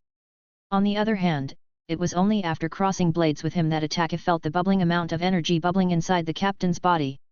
A lot of Shinigamis have been appearing lately in this district. I was keeping an ear out for information as to why that was. Since the other party already knew he had been listening in, Itachi saw no reason to tell a lie concerning that. That's awfully convenient, don't you think? Isshin asked sardonically. The current mission had left him in a bad mood, and meeting a likely deserted or possible rogue Shinigami snooping around was ticking him off a fierce thing. Unfortunately, yes it is. Itachi answered. Chapter 12, Captain Isshin Shiba. For your own good, sheath that sword and come with me. Isshin said. Do you take civilians into custody that easily? Itachi asked in return, which made Isshin snort. You are no civilian. Your Zanpakuto tells otherwise, and I don't remember ever meeting or hearing of someone of your capabilities. Itachi paused at Isshin's words and looked at his sword. A soul cutter. Is that what this sword is? An apt name, all thing considered. Turning back to Isshin, who was looking at him with a raised brow. I am no Shinigami, and I had no idea what kind of blade this was. I only acquired it from a dead Shinigami months ago. The two fell in silence as they stared at each other. Isshin was contemplating the veracity of Itachi's words, while Itachi was also using his words to gauge the disposition of the Shinigami captain. Unfortunately you're still coming with me. I'd advise you don't do anything stupid, young man. Isshin said, giving a look at the blade Itachi held, his intent all too clear, telling him to lower it. Regardless of Itachi's words or reasons, he had to be brought in for questioning or killed, and Isshin wasn't below doing any one of them depending on which one the young man chose. Why do you young ones have to be so difficult? He asked in distaste, knowing just what the look in Itachi's eyes meant. The two rushed at each other, swords drawn, and brought it down to draw blood. Itachi wasn't aiming to kill Isshin, and so also was Isshin. The Uchiha wanted a strategic retreat, while the nobleman just wanted him to be brought in for questioning. He's good, but is he looking down on me by not releasing his Shikai, or is he truly just another soul from the Rukanga? Well, let's see. Sensing the bubbling energy inside Isshin's body becoming a torrent, Itachi broke off the engagement and jumped back. The fun times ends here. Burn, Injetsu. At Isshin's words, flames came alive over the length of the blade and Isshin's energy skyrocketed, alerting the nearby Shinigamis of Gyre Captain's upsurging Ryutsu. The increase is even more dramatic with the captain when compared to the others I've seen. Itachi thought. He had been keeping an eye out for this. Better Isshin's showcase of skills easily brushed past his conservative estimate. Are you not going to activate your Shikai, or are you still underestimating me? Isshin asked in confusion as he saw Itachi showing no move of him going into Shikai, when it should be pretty clear by now that there was no way he would beat him without at least going into his Shikai release if he at least wanted to have a decent chance of winning. But the reply Isshin was expecting wasn't what he got. Shikai, hey? Is that what you call the sword's transformation? There were quite a few plays here, and one of them was simply not letting Isshin know that he couldn't go into Shikai, but that would mean nothing and the captain might even figure it out. You seriously don't know? Isshin looked at Itachi in surprise as they clashed again, but Itachi was quick to retreat this time around. He surmised that Itachi was more of a speed build than a strength build, but then he noticed something else about the weird soul he was clashing with. What kind of movement technique is that? It's obviously not Shunpo. He asked as they separate. He could easily pressure Itachi into defeat, but rather than push him into a desperate retreat or death battle, it was best for Itachi to realize that he was surrounded and give up to that. I have to say, the way you control your Ryutsu is splendid. Makes me doubt your words, you know. Isshin remarked. Itachi had sensed all the incoming energy, Ryutsu as Isshin had called it, and knew this was time to retreat. Thinking about taking the back foot? Sorry, can't let you do that. Isshin's Ryutsu skyrocketed at that moment and the atmosphere felt like blistering heat on Itachi's skin. Fire! How ironic! In response to Isshin's attack, Itachi's Ryutsu surged and his body disappeared as a fire slash from Isshin touched his body. Isshin, though surprised at the new burst of consistent speed, stepped up his attack on Itachi, and he had to say that if the boy truly wasn't a Rouge Shinigami, he was damn a talented soul. Twisting himself on a branch, Itachi's hands dug into his robe, and the next thing Isshin saw was a knife meters away from his face, which made him almost snort as he tilted his head to dodge it. Almost. Just as his head swerved, another knife centimeters behind the first one was diverting to where his head was. He leaned behind and dodged the second knife, but that was when Itachi's blade leveled on his neck like a guillotine with how he was positioned. Get Shuga! His words were drowned out as a fiery explosion engulfed the both of them and the entire landscape around them. The current geography looked like the ground zero of a controlled tactical nuke. As the concentrated recipient of the attack, Itachi bore the brunt of it, despite his quick retreat, as a side of his body was covered in burns and blood. You're surrounded, a girl's voice, and a blade was set at his neck. Hat. The next thing the female ninja behind him knew was her being kicked towards a rock, and as soon as her back impacted against it, her spine chilled and she froze as a blade started ripping its way across her throat. Clang! Captain Shi! Move! Isshin's voice cut her off and she immediately leapt off from her previous deathbed. Itachi knew just how bad the situation was, but the presence of Isshin was something that stomped almost all of his avenues of subterfuge and retreat. This was a really bad time to be handicapped. Itachi. Chapter 13, Taking a Step Back. Ryuryoku. This is the energy that supplemented every living soul in Soul Society and a primary factor in the sustenance of life in general. In loose terms, it is the flow that is present as a soul pool in all sentient being, some more so than others, and it was the utilization of this flow or the reaction it has with something that can channel its energy that brought about the effervescence that was called Ryutsu, the force of the flow. The Ryuryoku of every species has an equal limit, regardless of how talented the individual is. Unfortunately, not everybody could reach the maximum potential of their race, so the racial limits held no concern for those aware of it, as it was an already established fact that they would never reach it. Between the two, Ryuryoku and Ryutsu, the former was a dormant energy pool and the latter was an active fission of the former. Reacting your Ryuryoku with something, say a special soul blade, gave birth to the overwhelming explosiveness that was Ryutsu, and it was this that Shinigamis, or soul-based entities in the case of Itachi, used in their battles. Upon saving the young ninja girl, Isshin had thought that Itachi would press him with an attack, and that was what Itachi did as his blade passed unhesitatingly towards his left shoulder, and when Isshin had brought his blade to block it, Itachi suddenly disappeared and 3 heads flew into the air as a reaction. Jigoku, Hibashira. Isshin stabbed his sword into the ground, and in a star-like pattern, torrents of flaming pillars rose into the air, with 2 of them cutting off Itachi's retreat for Isshin to pursue. Itachi calmly asserted the position of the Shinigamis around them as he frantically tried to dodge Isshin's angry outburst, a mostly unsuccessful attempt. Isshin was physically stronger and fast enough to keep up and react with Itachi, and his utilization of his Zanpakuto was something that was out of Itachi's grasp. You're good. But even you should know how futile this is. Isshin stopped and pointed his flaming blade at Itachi. This problem was that it was no longer Itachi having to deal with Isshin, but also the crowd of Shinigamis surrounding him. The most surprising thing to Itachi, however, were the elemental techniques they were using with chance, all pointed at him. He looked down at his sword, and shook his head disappointingly. Just when I'm yet to recover my eyes. He was in a very bad place, special eyes or not, that was something he could clearly see. It wouldn't have gotten to this stage if you had listened to what I was trying to tell you. Itachi said. He wasn't a man of many words, so most of the times he spoke extensively, it was logically factual and straight to the point.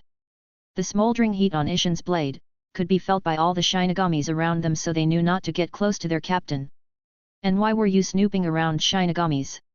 Information on this foreign world. Itachi answered. And as I've told you before, even this blade wasn't initially mine. Right, how awfully convenient. Though Ishin said that, he was more inclined towards Itachi's story being true. How long since you arrived in the Soul Society, and what district? 69th District, North Rukonga. Around a year, give or take. Itachi replied. Ishin sighed before asking. And I'm guessing you won't lower your blades and come with us. Itachi didn't answer because his posture was more than enough of an answer for Ishin. This wouldn't have been that complicated an issue had it been any other time, but the captain commander had been strict on his orders for the captains to unearth the reason behind the recent disappearance of souls and heavy traffic of hollows. Ishin didn't really have the leisure to be as willful as he usually was, more so when the young soul in front of him just quickly liberated the heads of 3 of his Shinigamis. Central 46 might bitch about a few rules, especially owning a Zanpakuto that wasn't legally issued, but Ishin knew he had a full pull to waver the matter had it just been that, way before it had escalated to the standoff it was now. Not to mention he almost relieved that Princess Precious bodyguard. GRRH, I hate politics. Ishin mentally berates himself for how fucked up the entire situation was, all the while Itachi quietly plotted his escape. Not to also mention how close he is to Shikai. No Zanjutsu, Hoha, or Kid, and yet he could hold his own this far, even when surrounded and being pushed back by me. Ishin analyzed Itachi's battle ability, and safe to say he was quite shocked. With this many people surrounding us, he will contain his fire-based attack more conservatively, and all I need in response to that is 3 of the Shinigamis pushing their location to the captain. Itachi stabbed his sword into the ground to the surprise of the Shinigamis who, except a few, thought he was giving up. Even if he couldn't use any jutsu, he could still let his Ryutsu flow out of him like he does when climbing trees or walking on water. Pushing his Ryutsu through the sword into the ground burst open around the perimeter of the surrounding Shinigamis with spikes of raw Ryutsu-like aura blades, forcing them to retreat, even Ishin. Seeing his chance, he backpedaled to the 2 nearest Shinigamis who found 2 normal blades stuck in their chests as Itachi blurred past them. Seeing Itachi escape, Ishin locked into his bubbling Ryutsu and held his blade forward. He could completely obliterate the area around Itachi with a single attack, but he decided against it and lowered his blade. Captain Shiba. Ranjaku called out in confusion, seeing how her captain wasn't giving chase. Did anyone register his Ryutsu's signature? He asked as he deactivated his Shikai. Thankfully, his ever-dutiful vice-captain replied positively. Yes, Captain. I did it when you were holding him back after we arrived. He nodded. Good. Run it with the 2nd and 12 and see if he was a Shinigami at any point. He said. Yes sir. She saluted and immediately got to work to contact the 12th Division and handing over the data to the group from the 2nd Division with them. Chapter 14, Trust and Harmony. Itachi clutched his left side that was in severe pain as he retreated deeper into the forest and rocky terrains as he looked for somewhere inconspicuous to lay down for a while. It was an unfortunate outcome for him no doubt, but his actions had been warranted. Unfortunately, he had based their senses to Ryutsu in the same way sensory ninjas were to chakra back in the elemental nations, and given how he could escape the senses of those sensory ninjas, he'd baselined the senses of a captain in the same way. In his defense, he had nothing to base it on, and given how severely ignorant he was on the subject, a clash like this was bound to happen somewhere down the line. Thankfully he had gotten something out of all this. Something that was not the wounds all over his body. A Shikai release, hey. But how do I do that? He asked himself as he took off his robes to examine the state of his body. Somehow I know that I'm close to it. Now more than ever, he needed to unlock this Shikai ability of his sword. And then those techniques. Some of them felt like Kekii Genkai techniques. He went through the battle in his head as he cleaned himself up at a small pond. I really need more information. The thought of infiltrating the Seireitei, the HQ of the Shinigamis, came to mind, but he swiftly pushed it aside. He wouldn't be attempting such a dangerous mission anytime soon unless after getting back the Sharingan. No matter how much he tried not to think too much on it, the problem kept glaring hard at his face at every point he turned. I won't be doing anything strenuous after this for some time, he said as he washed himself and cleaned his wounds. Some time later, in a tent back at the place where Ishin and his group were camping, the gruff captain stared at the communication device as it came alive. Captain Ishin, I got your surprisingly urgent request. A light-hearted voice started, only for Ishin to cut the speaker off with a groan. Not now, Urahara. Did you or your Yuaki manage to find something? He cut straightly to the chase. Kisuk Urahara, captain of the 12th Research and Development Division, put on a befuddled expression and stroked his chin as he went through the data inquiry once more. I'm sorry, Captain Shiba, but there was no result to the Ryotsu's signature you gave us. Not even the sketch I got matched any of the Shinigamis of the Godi 13, dead or considered MIA. So he really is not a Shinigami. Most likely. If his words, based on your reports, are true, then he most likely is a new soul, and Hiri did mention meeting someone like that some time ago. Kisuk revealed. He did not disregard Hiri's words, but at that time there was nothing he could do, at least until now. Now this surprised Ishin a bit. Did she report any specific traits? He asked, but Kisuk shook his head.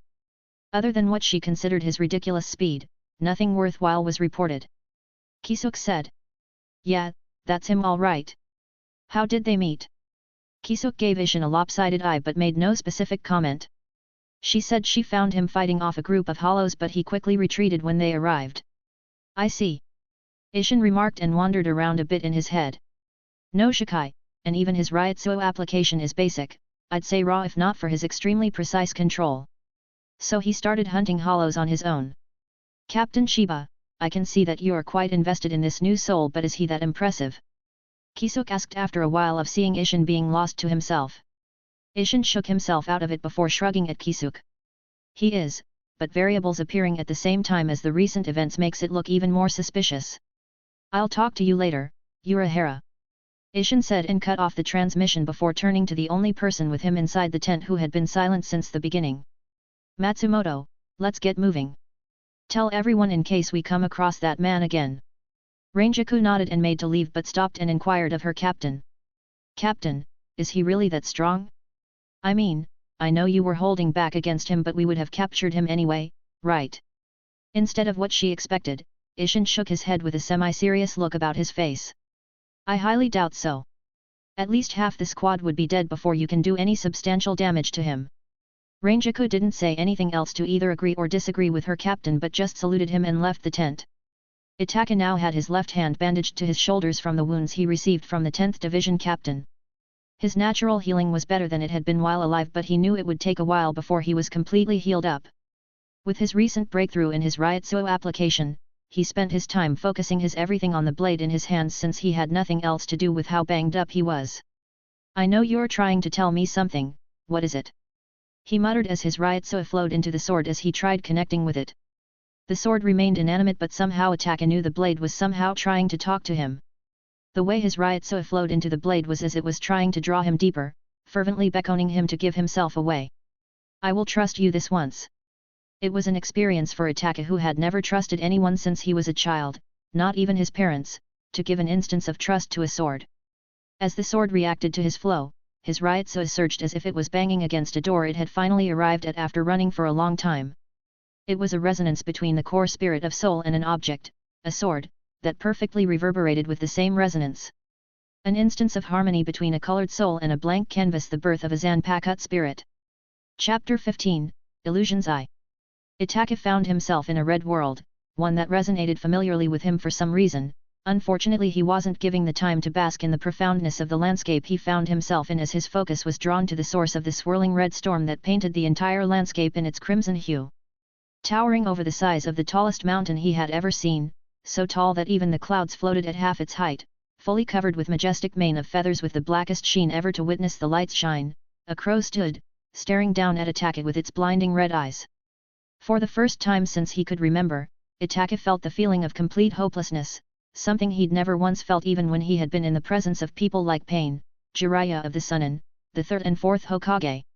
It wasn't a threatening hopelessness or anything that suggested the likely result of a confrontation, no.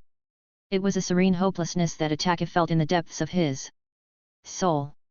Its stare brought a sort of suppression that weighed on Itachi's very soul, one the rogue ninja could very clearly feel.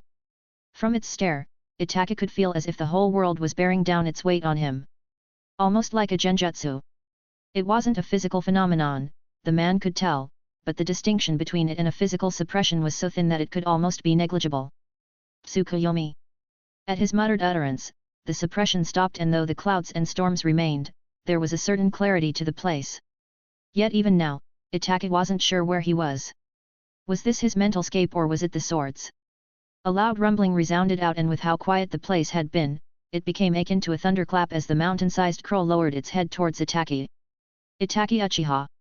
It slowly began, and with each articulated word it spoke, the swirling storm around him solidified into smaller normal-sized crows and flew around it. I suppose I should welcome you here, or rather you me. Some of the crows that fell off its feathers separated themselves from the rest and flew towards Itachi and started flying around him, enabling a sensation the ninja had dearly missed. Even now he could feel it. His pact with the crows and whatever illusory world this was. What are you? The number of times he's been caught out of loop ever since coming to the afterlife has been numerous that he started harboring the slightest doubts of his abilities. What am I? Unlike the answer he was expecting, he was met with a question of his own. Amidst a murder of crying crows, the two individuals, man and crow, stared at each other's faces.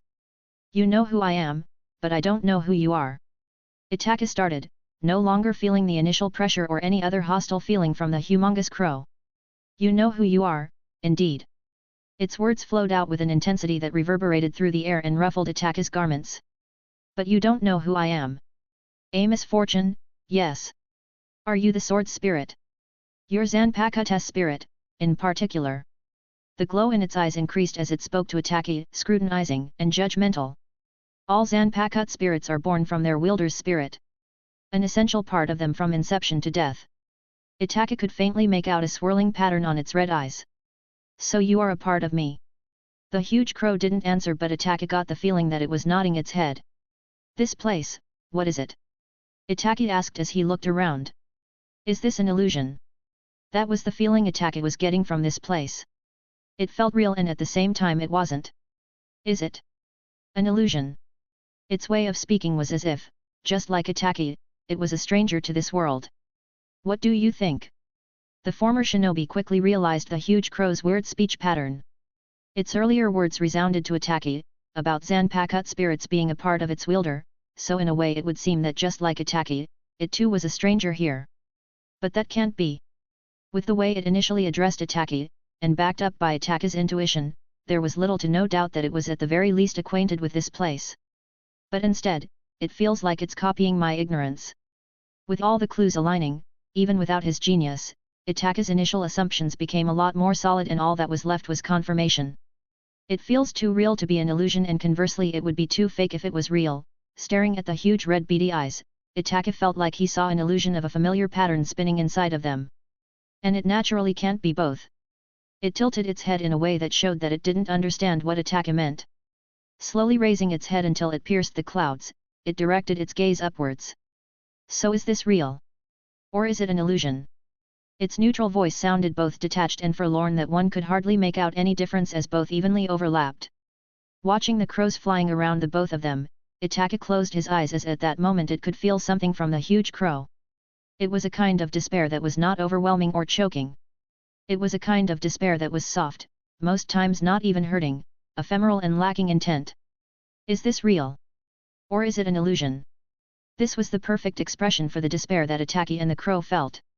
This despair that lacked intent was what Itachi had felt for almost a decade, and sometimes it was so lacking that he forgot it was ever there. Opening his eyes, dark orbs that had long lost their childish luster, Itachi looked at the sky that started raining red droplets of smoke and blood. It's an illusion, because it once used to be real, now no longer. The crows around them started squawking as they both turned to look at each other. Illusions are only real when we are not strong enough to break through them. As of this moment, Itachi felt like the crow in front of him wasn't just a soul of a sword but rather a split part of his soul. It was a feeling of mutual understanding that flowed through them as two parts of one soul. So it is an illusion. I see. Neither of them cared longer for the smoke and blood raining down on them. It was only an illusion of the world. Do you know who I am now, Itachi Uchiha? No, I don't. Itachi simply replied. You are not an illusion of mine, so who are you? It was the first thing Itachi noticed about the crow after its first words, it always reflected everything Itachi spoke. Another way of saying it would be that the crow copied everything Itachi did, a concept so familiar to Itachi since he was born with it. Who am I? The storms of red and black stirred with a mild rumble as it brought its head way down to Itachi's level, obscuring everything else apart from its large encompassing body and red eyes from his vision. If you know your name, you should know mine. Do you not? He did. This world of illusion was very telling in that regard, but it was the identity of the crow that had made Itachi doubt. It had literally been staring at him the entire time, and still the simple answer eluded him like the perfect illusion, one indistinguishable from reality. Your name. This world of illusion where he had the greatest control and one of his strongest abilities when he was alive, now stood in front of him. A real illusion. Is Tsukuyomi. The crow, a motif mostly tied to him, and the pinnacle of genjutsu, one of the reasons why he was so dreaded, had both come alive in the same being. At Itachi's clear utterance of Tsukuyomi's name, the raining sky of smoke and blood ceased and cleared up, revealing the source of the red hue that lighted this world. A red moon. Seeing the moon, something clicked in place inside Itachi, and the moon reflected it. A red eye with 3 tomo. The Sharingan. Seeing the changes in his eyes on the moon, Itachi frowned a little in confusion and turned to Tsukuyomi. Only the tomo? Why can't I access your Manjiki, Tsukuyomi?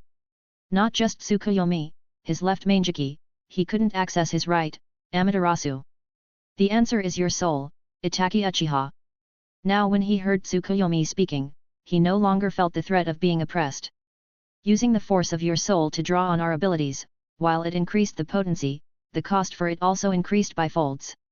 Your soul can't wield me and Amaterasu at the same time. Not yet. It was simple. The soul was the most primal force of any living thing, and Itachi now using his soul's energy to power the Sharingan instead of his physical and natural energy like he usually did with chakra was akin to pouring flammable oil into a flame sustained with wood. It burns bigger, brighter, and hotter, and conversely so does the wood. Chapter 16, Illusions 2. The feeling of having his eyes back sent a sentimental thrill that coursed through Itachi's blood, and the more he looked at the living Tsukuyomi the more he appreciated the sentiment. It was a sentiment that told Itachi that he didn't lose everything, with the evidence being the eyes now shining upon the moon above. Ever since speaking Tsukuyomi's name, the natural guard Itachi had put up against the crow was lowered down a bit, ensuring a mutual connection of familiarity and understanding between them, a certain amount of trust. Is there any reason why you are here and not Amaterasu?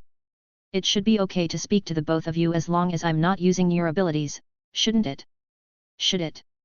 The reflective speech pattern of Tsukuyomi was an integral aspect of its being, as Itachi quickly understood. I would not know. If you can't hear Amaterasu's voice yet, then it is not a matter of our choice but rather your soul.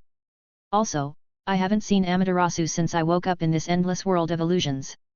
Itachi's face remained as impassive as it always was, yet his mind went through a few loops the longer he conversed with Tsukuyomi, who was essentially his Manjiki's left eye. The complications with his accessing his Manjiki aside, knowing that he had to do the same for Amaterasu left him confused as to how to feel. If I have to guess, the fate of us meeting first lies with the fact that you are more likely to draw on my strength far more easily than you would with Amaterasu. Honestly, if Itachi had found himself in an entirely different setting that didn't include Shinigamis and creating a Zanpakuto spirit, his thoughts on his abilities would have been worlds apart from the views he had now. If Tsukuyomi was a part of his soul, then so also was Amaterasu. Given he was now a soul form, the stress on strengthening his soul was something he had figured out a long time ago, except that he didn't consider the astronomical toll his abilities, now given life, would have on his soul. Is this Zanpakuto your permanent body, or can I transfer your soul to another sword? Fortunately and unfortunately, this has become my permanent residence. The blade is merely the direct link between our souls. Since it seemed knowledgeable in respect to his existence, Itachi readily accepted its words while asking any questions he came up with. In the inner world of Tsukuyomi, the concept of time and space were easily subverted, and with the Tsukuyomi expressing most of Itachi's habits as he is an integral part of the latter's soul, their words were spoken within intervals of long silence that felt like hours. What about my ninjutsu? Can I freely use them now? Unlike the plain and tattered robe he entered the world of illusions with, the crows around him melded into it, transforming it into a black cloak with red clouds on it. While he had great misgivings about his identity when he wore this cloak during his life, the only thing he felt for it in death were mild feelings that he dismissed. I wouldn't know, do you? I see. Nodding, Itachi left that as something he would try when he goes back. He remained silent, content in watching the red skies and floating clouds in an eerie world, one that represented his own inner self. What do you see when you look past the clouds, Itachi Uchiha? Is there another world beyond the skies of this real illusion? Tsukuyomi spoke, its crimson eyes staring at Itachi, whose eyes remained staring into the clouds as if in a daze. I see nothing. Itachi said, the heart does not hunger for what the eyes do not see. The world beyond me has nothing to do with me. I see. Tsukuyomi's gigantic form started shimmering and slowly started peeling off into feathers. Time is eternal, Itachi Uchiha. And pain fades with it. Itachi didn't reply, even as Tsukuyomi disappeared into multitudes of crows and feathers, only muttering after the cries of the crows became distant. Eternity doesn't fade away, Tsukuyomi. Feeling something in his grasp, he looked at his hands and wrapping his fingers around was a tanto, a very normal-looking one blade with no uniqueness in his form or aesthetics. Holding the blades in his hands, he heard Tsukuyomi's voice in his head congratulating him on reaching what that Shinigami captain had called a Shikai. Taking a last glance at the never-ending red sky, Itachi thought. Eternity might not fade away, but everything else does. Opening his eyes, Itachi looked at the sword in his hands that was now transformed into a basic-looking short sword in his hands. From his brief talk with Tsukuyomi and getting a proper feeling of the blade in his hands, he instinctively understood that the blade wasn't complete, it felt lacking. Right now, what he was holding was Tsukuyomi's Shikai form, meaning the blade may change upon him accessing Amaterasu. He could feel the qualitative increase from achieving his Shikai, even if a partial one, and with it came a certain comfort. Looking at his bandaged hand, Itachi fought back a wince upon remembering his fight with the division captain who wielded a sword of flames. It was the irony of the abilities they wielded that caused the pain rather than a physical stimulant. He who possessed the black flames of Amaterasu that burned all to ashes was hurt by flames. Foregoing that thought, taking a deep breath, he brought his two hands for a ram sign. Though the sensation of his Ryutsu flowing was very different from that of chakra, the feeling of a successful jutsu remained the same. With a poof of smoke, another Itachi stood in front of him, completely identical down to the loose strings on the bandage they wore. They both released a breath and following that, their dark eyes spun in a wheel and when it stopped, in its place was the unmistakable red eyes with three-dotted tomo, a fully matured Sharingan. He dismissed the clone and then laid his back to rest, the re-emergence of his jutsu and his jutsus giving him a form of security that was assuring. There was only so much he could do with his body and commendable speed, and with him gaining back the repertoire of what he achieved in his life, for once Itachi felt he could rest easy. Not yet. Not knowing what might have transpired with him releasing his Shikai, which should have been accompanied by a burst of Ryutsu, he pulled himself off the ground, with his robe flung over his body, he set out once again for a new place to lay low. He knew he was a wanted man now after his fight with Shinigami captain, so he could no longer be complacent or pay little mind to his location like he had been doing when he was just another random soul in Soul Society. Erasing his steps as he moved, Itachi ensured he had traveled a sufficiently long distance before he slowed down and started looking for a place to rest for maybe a few days and let his injury heal. They might have their stealth team looking around for me, but unless they have a way to travel freely through the Rukanga, they will be forced to give up the search after a short while. He still had no idea of the powers at play here in the afterlife, and from what he's heard, there were only two groups of people with power and control in the entirety of Soul Society. The Shinigamis of the Seireitei and then the nobles. He had no illusions of what the nobles would be like, and no, it wasn't an assumption based on a biased opinion. The Shinigamis, however, were the sole force of power in the Soul Society, and though he desired peace in his death, the habit trained into him from when he was a child prevented him from being intentionally ignorant. He hasn't grown overconfident or was feeling a surge of overwhelming power now that he had his Sharingan back. He knew, especially after this last fight, that there were Shinigamis that were no doubt way more powerful than him, but he still had to know. All the important information he could get would definitely be with Shinigamis, and maybe, just maybe, he might be able to find out what happened to the war after he was gone. Tsukuyomi, how long do you think I'll go before I can talk to Amaterasu? He idly asked, not too worried if he'd have to wait for a while because growth naturally did take time, especially one based on the soul. Just like you heeded my call, you will naturally feel it when your soul is strong enough. With that it went silent, rarely ever talking unless Itachi talked to it. I see. Nonchalantly nodding, Itachi dressed his wounds before laying down on the floor of an abandoned shack he found. First heal, then gauge the strength of my jutsus. Any other thing can come after that. Chapter 17, Another Day, Another Struggle. 2 months passed by for Itachi, who decided to lay low for some time and cover his tracks. He discovered a few squads of the Shinigami stealth force, and while they were very good at their tracking, managing to find a few of the spots rested at, none of them could pick up his trail or sense out his presence like the captain had done. Given how the only places they found were places he had carried out intensive practices with his Ryutsu, it pointed rather obviously that they could track the remnant of his energy. Upon that discovery, he stopped using his Ryutsu extensively, and just like he speculated, it did not take long for them to give up his search after losing the only trail they had of him.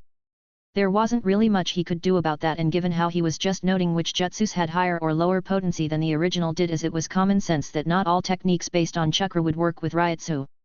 In fact, some didn't even work at all, while some exploded in a burst of Ryutsu.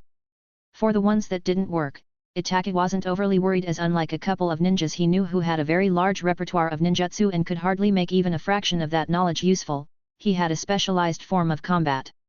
Highly volatile elements like fire, lightning, and wind are easy to perform with little to no difficulty, but stable elements like earth and water style ninjutsu are the complete reverse. Water style, being one of his elemental affinities, was somehow easier to perform than earth style ninjutsu, but nowhere near the ease he did with the others. As for yin and yang releases, these were the techniques that received a rather huge boost in efficiency and control from a soul-based energy system. Wearing a dark cloak and a large straw hat over his head, his measured steps calmly walked through the endless forestation that stretched through numerous Rukanga districts. The frequency of the Hollow's attacks had decreased rapidly, so the rising panic that had been budding up in the hearts of the normal civilians was greatly abated. After his last fight with the captain, Itachi did not come across any confrontation with either Hollows or Shinigamis, remaining idle most of the time and even slowing down his pace after crossing the 50th district. From his intel, he learned that from the 50th district and below was where there was recorded frequency of seeing Shinigamis on duty, the frequency going higher the lower the district and closer to the Shirai you get. The living conditions of the local residents did get better as one went lower. Less tattered clothes and more people wearing sandals was a rather noticeable change to spot when considering how impoverished and lacking in basic necessities the other district beyond the 50th. Blending himself naturally with a group of people he met along the way in the forest, he followed them back to what looked like a thriving village with a healthy density of people. They even had a small market where things could be bartered. It was even when he crossed the 50th district that he started seeing people actually using currency for purchase rather than bartering. People still battered, but it wasn't a frequent sight like he had grown used to. Want some hot buns? I still have a few of my honeyed special buns, want to try? The owner of the storefront he stopped at excitedly called him, and Itachi agreed to have some and paid with a copper coin before moving along. Itachi found an inn, and given how he'd been sleeping for months now since his arrival here, he tried spending the night sleeping on a bed, even if it was stuffed with hay. Breakfast will cost you another coin.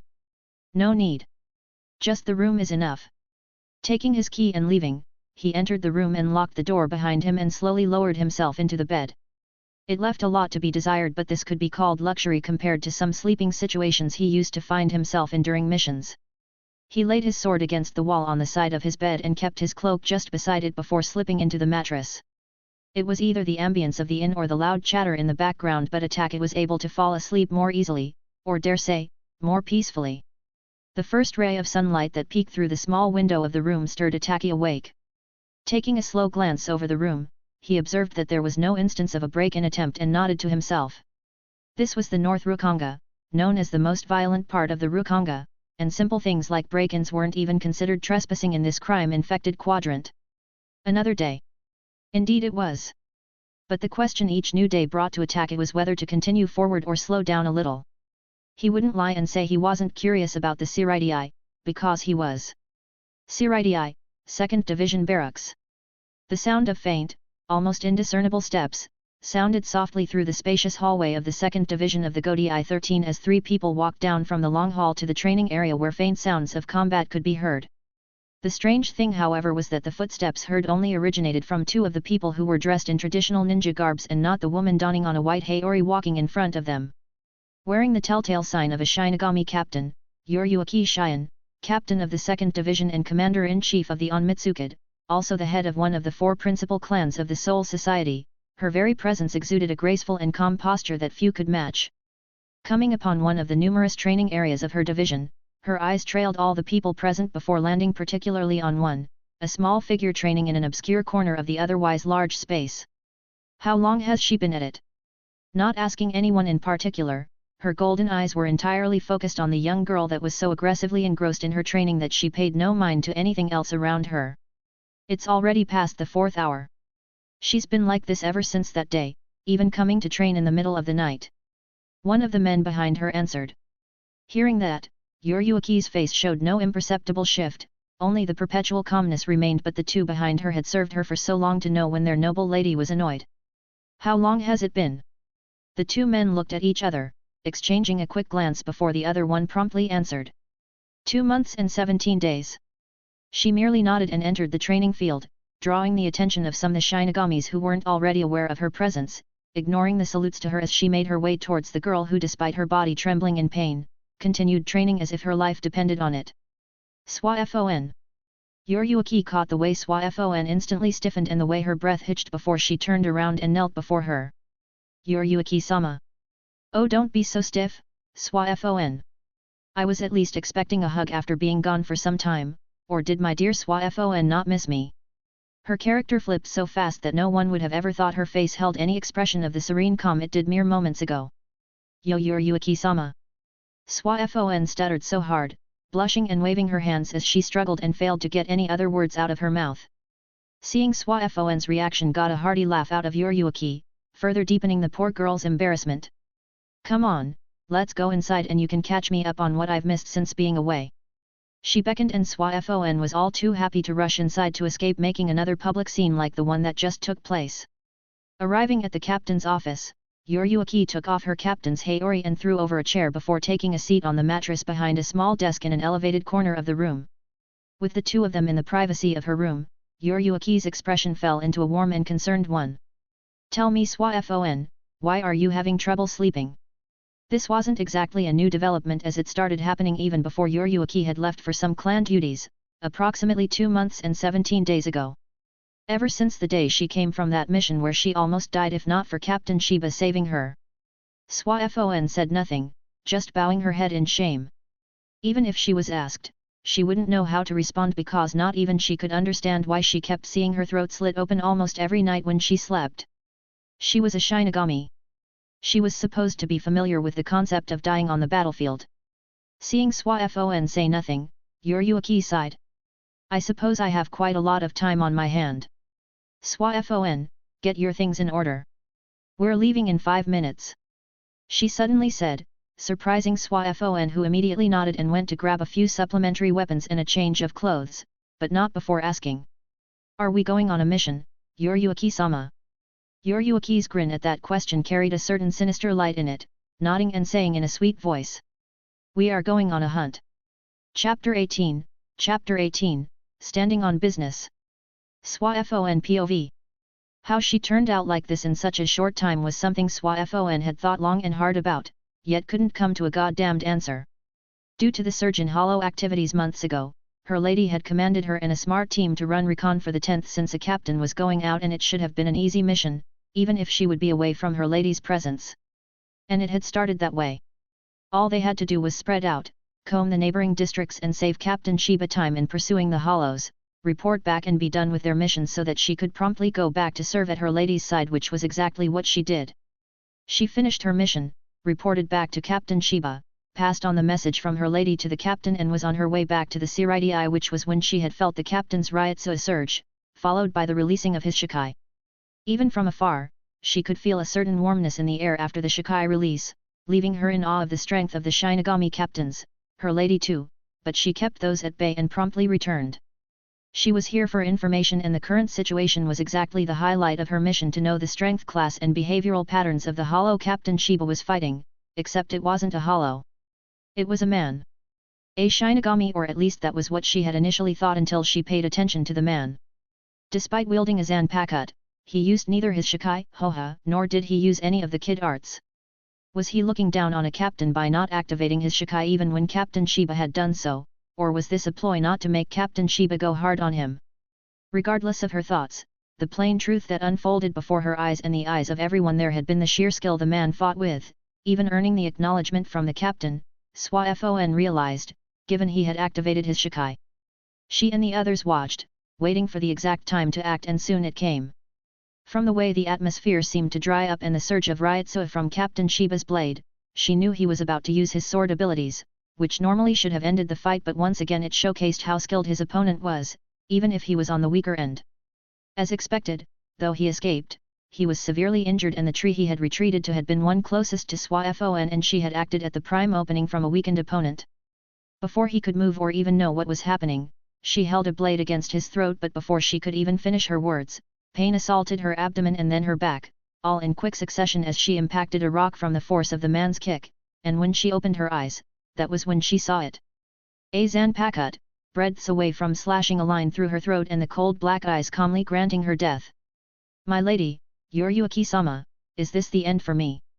It had happened all too quick that she couldn't even get a word in before a blade was pointing at her throat.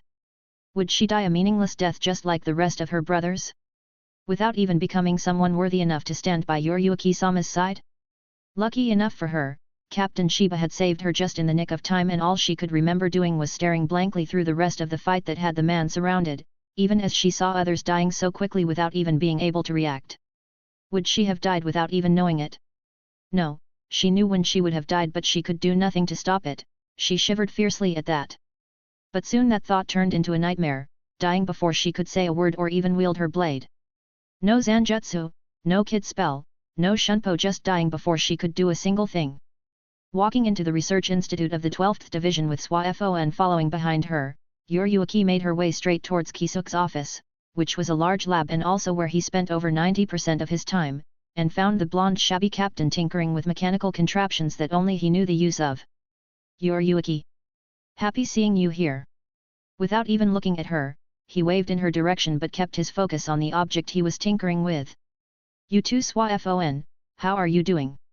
"That's none of your business, Urahara." Swafon huffed, turning her face to the side and crossing her arm. Rolling her eyes at their antics, she put a stop to their bickering before it escalated. "Can you two stop your flirting and keep it for another time?" She ignored the way Kisuk turned rigid and the sputtering mess of simmering rage Swafon became. "Kisuk, I need one of your personal Ryutsu scanners." Kisuk stopped what he was doing and looked at Yoriuki and Swafon, said nothing as he dug his hands into his inner pockets and fished out a small handheld device that he threw at Yoriuki. "Something important?" "Yes, very important," Yoriuki said as she pocketed the device. "Swafon and I are going on a hunt for that guy." Swafon audibly swallowed and a trickle of sweat ran down her forehead. "I had a few of my people try to track him down, but they lost his trail some time ago. All they discovered was that he was steadily making his way down the Rukonga districts." "You think his destination is the Soul Society?" Kisuk asked. Yoriuki shrugged. "Who knows? It's not like it matters all that much. Apparently he's pretty strong too for a new soul." Kisuk interjected. "If he's a new soul?" Captain Shiba said he could give a lot of the lieutenants a run for their money, and that's without kid or a Shikai. "That doesn't seem like a new soul to me, but I guess it would be pretty interesting if it is." The two captains shrugged at their own opinions, not exactly invested in it. Like Kisuk said, it would be pretty interesting if it's true, and like Yoriuki said, it didn't matter all that much. Leaving the research institute of the 12, Yoriuki and her ever-loyal retainer walked in silence, Yoriuki in front while Swafon timidly walked behind. "Yoriuki-sama." Swafon started but couldn't find the words to continue. "Say what you want to say, Swafon." She bowed her head in apology, very ashamed for having troubled her master to act in her stead. "I'm sorry for my incompetence, Yoriuki-sama." "Sorry for what?" Yoriuki turned around in genuine surprise. "Don't be mistaken, Swafon, you are not blame yourself for anything. Yes, that also means your weakness. No matter how strong you are, have in mind that there's someone or something out there that will make you vulnerable. That applies to everyone, even me. No one is infallible, Swafon, no one." Perhaps it was the way Yoriuki said it or vulnerability she showed at that moment, or it could have simply been Swafon's eyes displaying something that was never there, but for that short instance, Swafon, much to her horror, felt that perhaps Yoriuki wasn't that far away from her. Maybe, just maybe, she could bridge the almost insurmountable gap between her and her lady. "Come on, let's go. I need to teach the bastard who messed with my cute little butterfly." Yoriuki beamed and disappeared in a shunpo. Seeing Yoriuki gone, Swafon thought over what she said and a smile came alive across her lips. "Yes, Yoriuki-sama." And with that she was gone too. Her thoughts were pretty simple, with her Yoriuki-sama by her side, facing that man once again and apprehending him to the maggots' nests was a piece of cake. Chapter 19, The Moon, an Ethereal Mirror. A/N, for those still asking about Itachi's abilities, it's quite a loose concept, but let's see. Given that it's Tsukuyomi and Amaterasu who are the base of his Shikai and future Bankai, as opposed to the Sharingan being his Zanpakuto spirit, it is his Manjiki. I made it that way because the normal Sharingan doesn't have that uniqueness that the Manjiki does, which are the two abilities that are unique to every Uchiha in Itachi's case, Tsukuyomi and Amaterasu. Meaning his Shikai, which is Tsukuyomi for now, is a fully illusion-type Zanpakuto. Him having the Sharingan without activating his Shikai is kinda like a prerequisite, i.e. to access his Shikai, he must first unlock his Sharingan. The thing is he did both at once. Classic Itachi, I guess. Plot. You can find 10 chapters ahead on my Patreon. patreon.com/quackvader.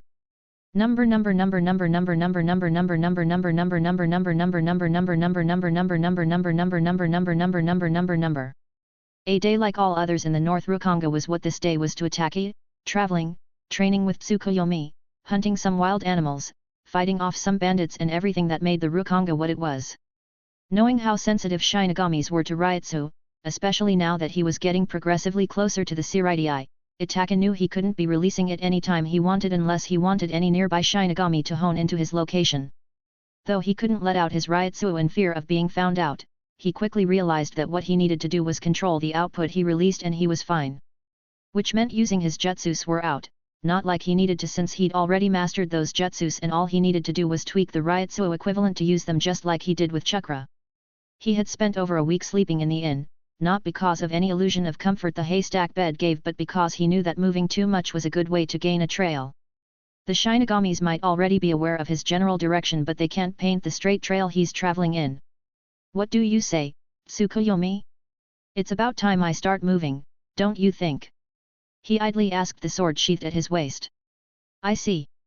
Being a part of Itachi's soul meant that Tsukuyomi also possessed the same habits the Uchiha did, meaning it was also a Zanpakuto spirit of few words. But Itachi didn't need its express words to understand the sword's intent. The thought that occurred to Itachi and made him stay over a week at the village was the thought of what he would do after completing his mission in the Seireitei. Would he satisfy his curiosity or would he act based on what he learns? For some reason, he was not too keen on finding out what his decision would be. The only thing he was sure of was that he wanted to know all there was about the Soul Society, the Shinigamis, and the Hollows. Despite this being a world of souls, it felt too similar to the human world, and that for some reason, did not resonate well with Itachi. Not just because of preconceived notions, but because for some reason, no one seems to know anything he was talking about. No one has heard of the elemental nations, the hidden villages or even the tailed beasts. Even the calendar of the time they died was different from what Itachi knew. Sure, they knew things like ninjas and samurais and the warring era, but their description of them were a lot different from the ones Itachi knew. This seems more like the afterlife of an alternate dimension. That was the conclusion Itachi had come to after thinking over for a long while, giving him more reason for him to find out just where he was. This was too real to be an illusion, after all he of all people would know, so that meant either something happened with his soul due to deactivating the Edō Tensei or his soul somehow shifted dimensions. Sometimes you think too much for your own good, Itachi. He heard the soft humming of his blade.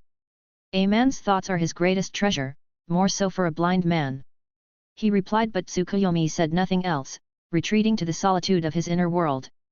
Without anyone noticing his departure, Itachi activated his movement technique and disappeared into the woods, traveling in the classic shinobi style. With Yuryuaki and Swa-Fon. Lady Yuryuaki, do you think we'll be able to find him in the Rukanga? It's one soul out of millions. It wasn't that she doubted the abilities of her Lady Yuryuaki, she could never, but it was just plain curiosity. Given the way he's traveling mostly in what could be called a straight line and how he's steadily making his way down the Rukanga, all we need is a little bit of luck, technicality, and some old tracking tactics to get a preserving trail on him. Unlike the others, Yuryuaki had a broad look on things like these, and given her innate rebellious streaks and little regards for rules and societal constraints, something like this was something that fully garnered her curiosity. If Captain Shiba's words about the man was to be believed and that he was truly a newly reincarnated soul, then he truly was one of the talented souls they've seen, just like Jin Ichimaru. No Zanjutsu, Hoha, or Kid. If he is proficient in these, then he might be able to beat more than half of the lieutenant. That was her conservative thought, as she knew the dangers of unrealistic expectations, even if the words of Captain Shiba can be trusted. Before I left for the clan meeting, I sent some of the Onmitsu kid to the 69th district to confirm whether his words were true. Swafon was surprised at the new information as this was something she had no idea of, despite being the lieutenant of the second and Yoryuki's retainer. And Yoryuki smirked. For better or worse, it came back positive. The 69th district was the first place his identity was confirmed, and all we got from that is his name, Itachi. The information was sparse, and the general thing that aligned was that he hardly spoke to people and he hardly stayed in one place for long.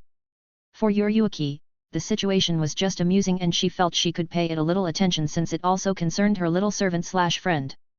Right now they were in the North Rukonga's 44th district, and the reason they could get this far in their trail was something Yoryuki was quick to realize, and that made her skeptical.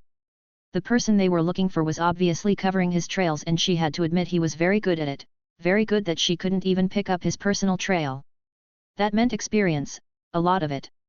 He covered his personal trail but didn't care about leaving a trail with witnesses or his actions, however few they were, which she deduced that he most likely didn't want to face off directly against them. Swafon, this person is likely stronger than the conservative estimate Captain Shiba made. She said seriously, earning a nod from Swafon, who grasped the meaning of that. The conservative estimate was that the man, Itachi, was around the level of the weaker lieutenants, given that the only edge he had was his skill with the blade and his movement technique, but according to Yoryuki's words, he might be stronger than that. Let's go, Swafon. This is turning into something really exciting. Yes, Lady Yoryuki. The two of them, Swafon following directly behind her lady, disappeared in gusts of winds as Yoryuki tracked Itachi's location with the device she borrowed from Kisuke. Only she would have to wait for him to use his Ryutsu and for the device to be able to pick it up and point them in the direction it came from. General POV. It was nighttime when Itachi made his way into the 43rd district, and that was after a week of traveling. Well, he did slow down considerably as he wanted to reduce the risk of being spotted by Shinigamis.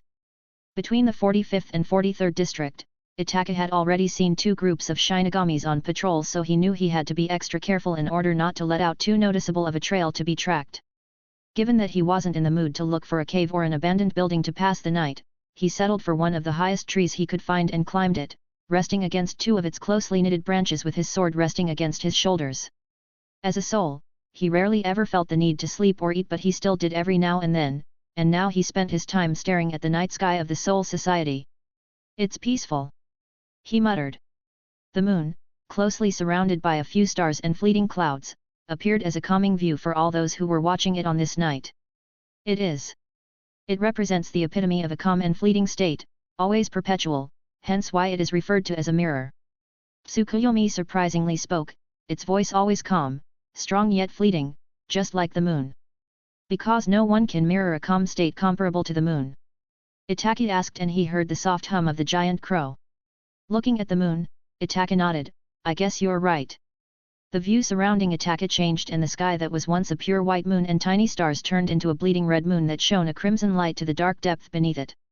The sound of crows cawing created a rather dreadful atmosphere, but Itachi closed his eyes with a peaceful and calm look on his face, leaning against the stump of a mountain with crows flying around him. But I find this one more peaceful. As if drawn to his words like a magnet, the rest of the seemingly illusory world dimmed its light and the moon focused its light on Itachi's sleeping figure. Chapter 20, A Cordial Conversation. Groggily opening his eyes, the first thing Itachi saw was birds perched on his fearlessly. One even stood on the guard of his blade and tilted its head at him before tittering about. Dawn was just creaking at the horizon, and from how dark the sky still was, Itachi guessed he had at most 2 hours of sleep. Just enough to start any day. Jumping down the tree that sheltered him through the night, he landed soundlessly while holding his straw hat to prevent it from flying away. Coincidentally for him, the path he took led him to a running creek. Since it's been 2 days since he last had a bath, he decided on a quick wash and fish for breakfast. After his wash, he took out a knife and used it to scoop out a single fish from the flowing creek before lighting a fire. The flavors, or lack thereof, didn't mean much, as even this breakfast was seen as a stop to the monotony of what his life now was. It was during this monotone that he heard rustling behind the bushes, and from the bushes came 2 ladies. He calmly noted the both of them while the 2 of them froze as they saw him.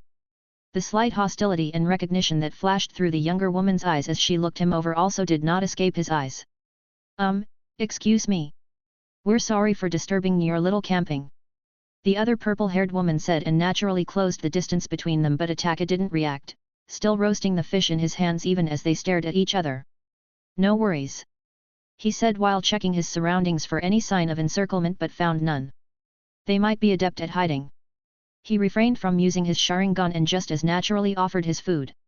The outgoing woman smiled widely at the offer and came over to sit across him with the fire between them. She beckoned at the other young woman, her junior or subordinate, and the both of them sat on the floor watching as Itachi roasted the few pieces of fish he caught. "You're not much of a talker at?" Yoryuki asked, but other than the slight nod from Itachi, he gave no other indication of an answer. "My name is Yoryuki, and this cute one here is Swafon. What is your name, kind stranger?" Swafon was outright confused at how her lady was asking, having no clue on what they were doing. Had the man found out their identity already, or was she hoping this lousy and suspicious acting would do the trick? They both wore a bracelet that suppressed their Ryutsu and were dressed in normal clothes per the Rukanga standard. All in all, they looked like normal souls out in the forest, and chancing upon him was just that, a stroke of coincidence. "Itachi. Here, eat up." He passes them the small pieces of fish he had to spare, ignoring the suspicious light in the younger woman's eyes as he eats his share. He didn't know what these Shinigamis were up to, but that didn't matter. He couldn't sense anyone else in his range, but that didn't take anything from the danger in front of him. Naturally, he had identified Yoryuki, the purple-haired woman, as the stronger of the two of them, and the outgoing way she approached him only made her more dangerous in his eyes. "So what brings you out here, Itachi? I mean, you do look like the wandering type, but I guess you can say I'm just curious." For Yoryuki, the current situation was very funny to her. This was the man that they had spent a few days looking for, and here he was, just roasting fish for them. The entire thing felt like a funny joke to her that she very much wanted to laugh to. Oh, she saw the look in his eyes all right. She knew he was wary of them, wary of her, but the fact that he shared his food with them instead of unsheathing his sword and making a run for it was a novel experience, when the normal reaction to those who knew she was after them was first to run, and then to fight when they realize that running is futile. Not that fighting is any better. Now what was Itachi planning? She was naturally curious.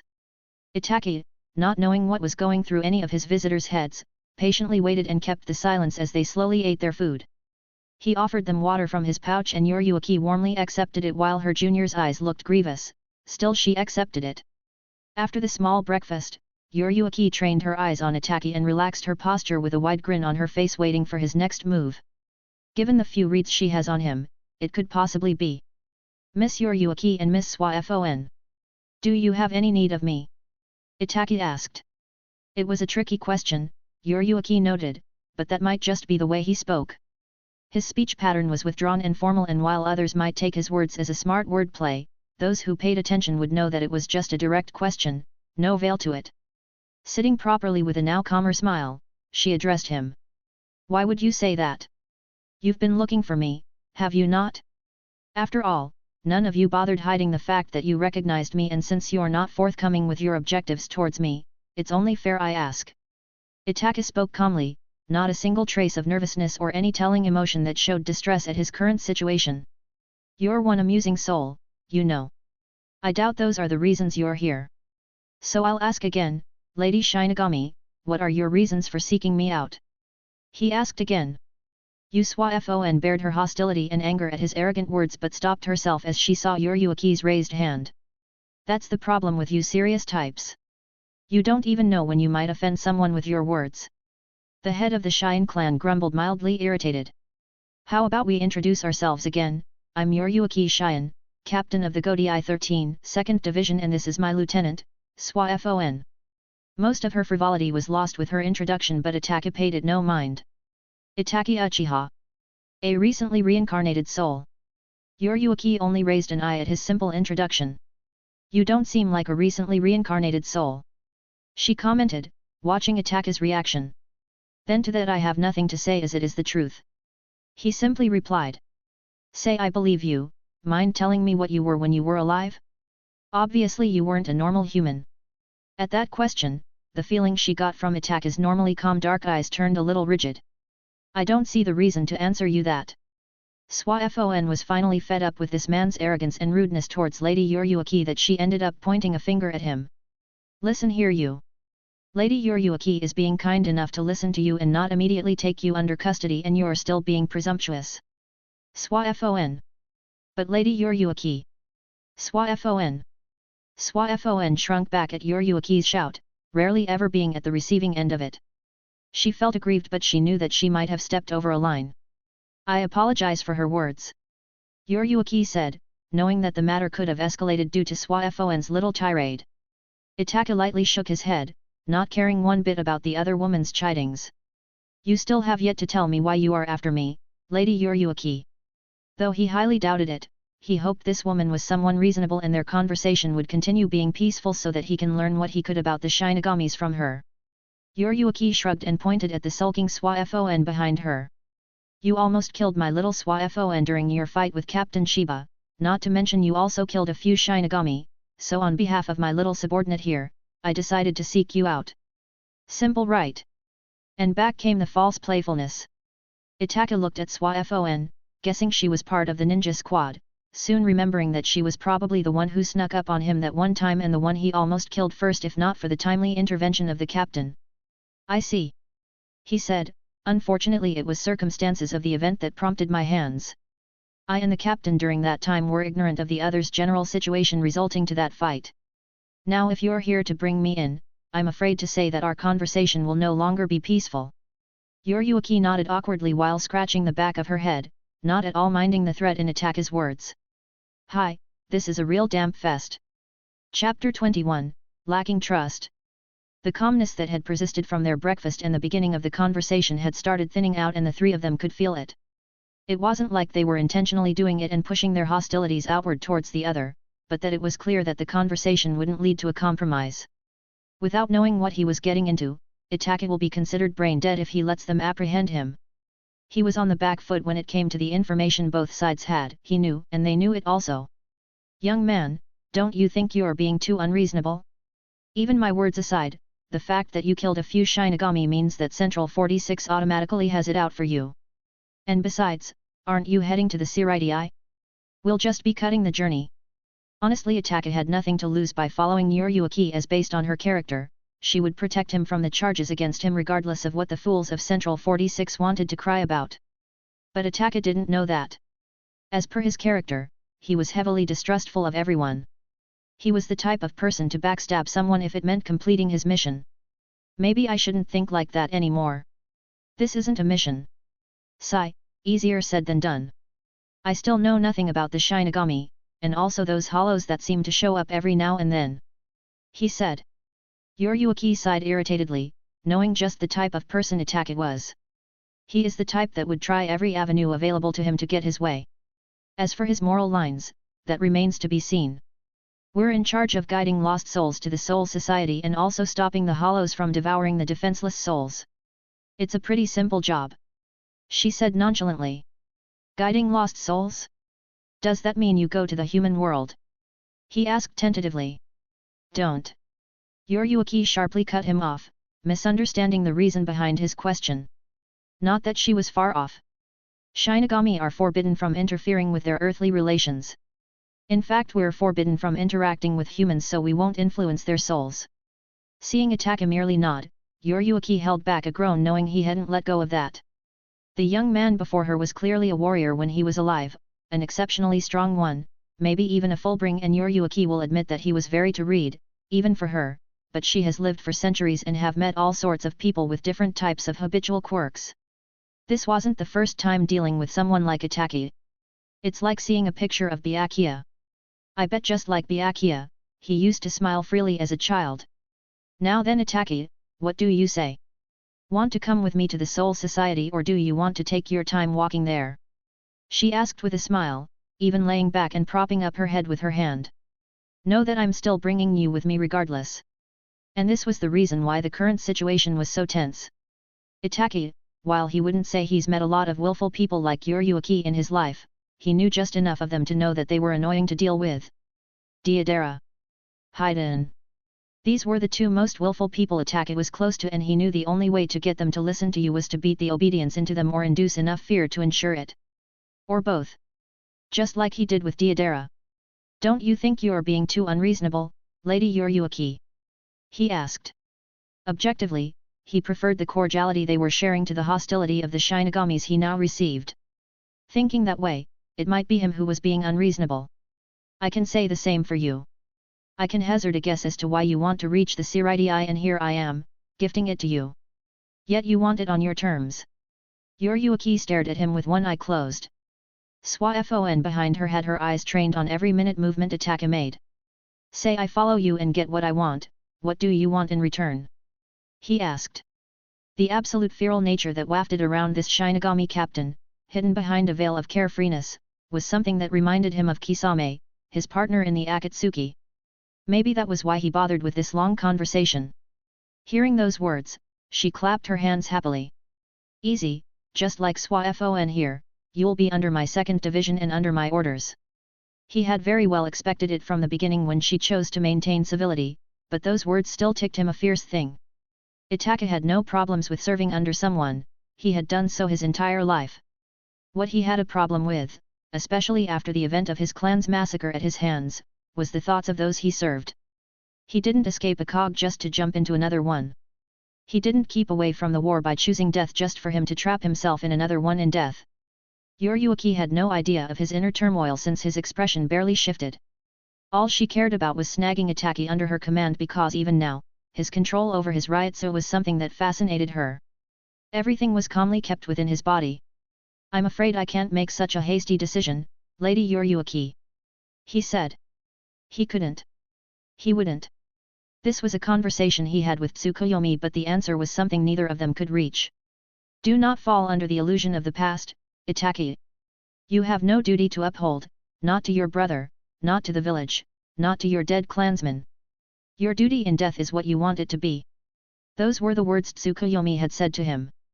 His experience would always be there, and his past always an illusion in his mind, all something to learn from, not a shackle. I guessed so. Yoryuki said softly, a smile still on her face. Now I will have to arrest you.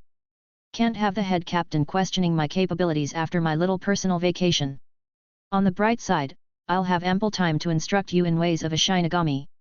Like most of the decisions Yoryuki's made in her long life, it was spontaneous and with little logical reasoning, if any at all. Honestly, she would have just killed Itachi if not for the initial impression he made on her. His calmness and decisiveness was something most lacked, even in their long life as souls. And I want to see what it's like teaching a genius. She thought. Kisuk didn't count because it was more accurate to say they taught each other. A shame. I enjoyed our cordiality. Itachi said, not appearing the least bit rattled upon hearing that she was going to arrest him. SWAFON. She called. Yes, Lady Yoryuki. SWAFON answered. Move away. It was a simple order and SWAFON carried it out immediately. Itachi and Yoryuki stared at each other calmly and got up from their position slowly. Itachi held his blade while Yoryuki just stood there unfazed, only a flickering flame standing between them. All SWAFON saw was that the two of them disappeared, initially too fast for her eyes to follow until she locked onto their Ryutsu, and that was when she realized. Even as they clashed, both of them had every wave of their Ryutsu under complete control. With Itachi, the very first thing he realized before they even clashed was that she was easily faster than him, almost impossible for him to catch her movements with his normal eyes. When he brought his blade down, he could easily tell how experienced she was with the way she stopped his sword's momentum but using her arms to impact the hilt of his blade. Show me something interesting, Itachi. She grinned at him and made a backflip to dodge the slash from a knife in Itachi's other hand. Let's use this, okay. She said and pulled out a small dagger before rushing at him and clashing blades once again. If not the first exchange, then the second, that they both knew how skilled the other was with their weapons.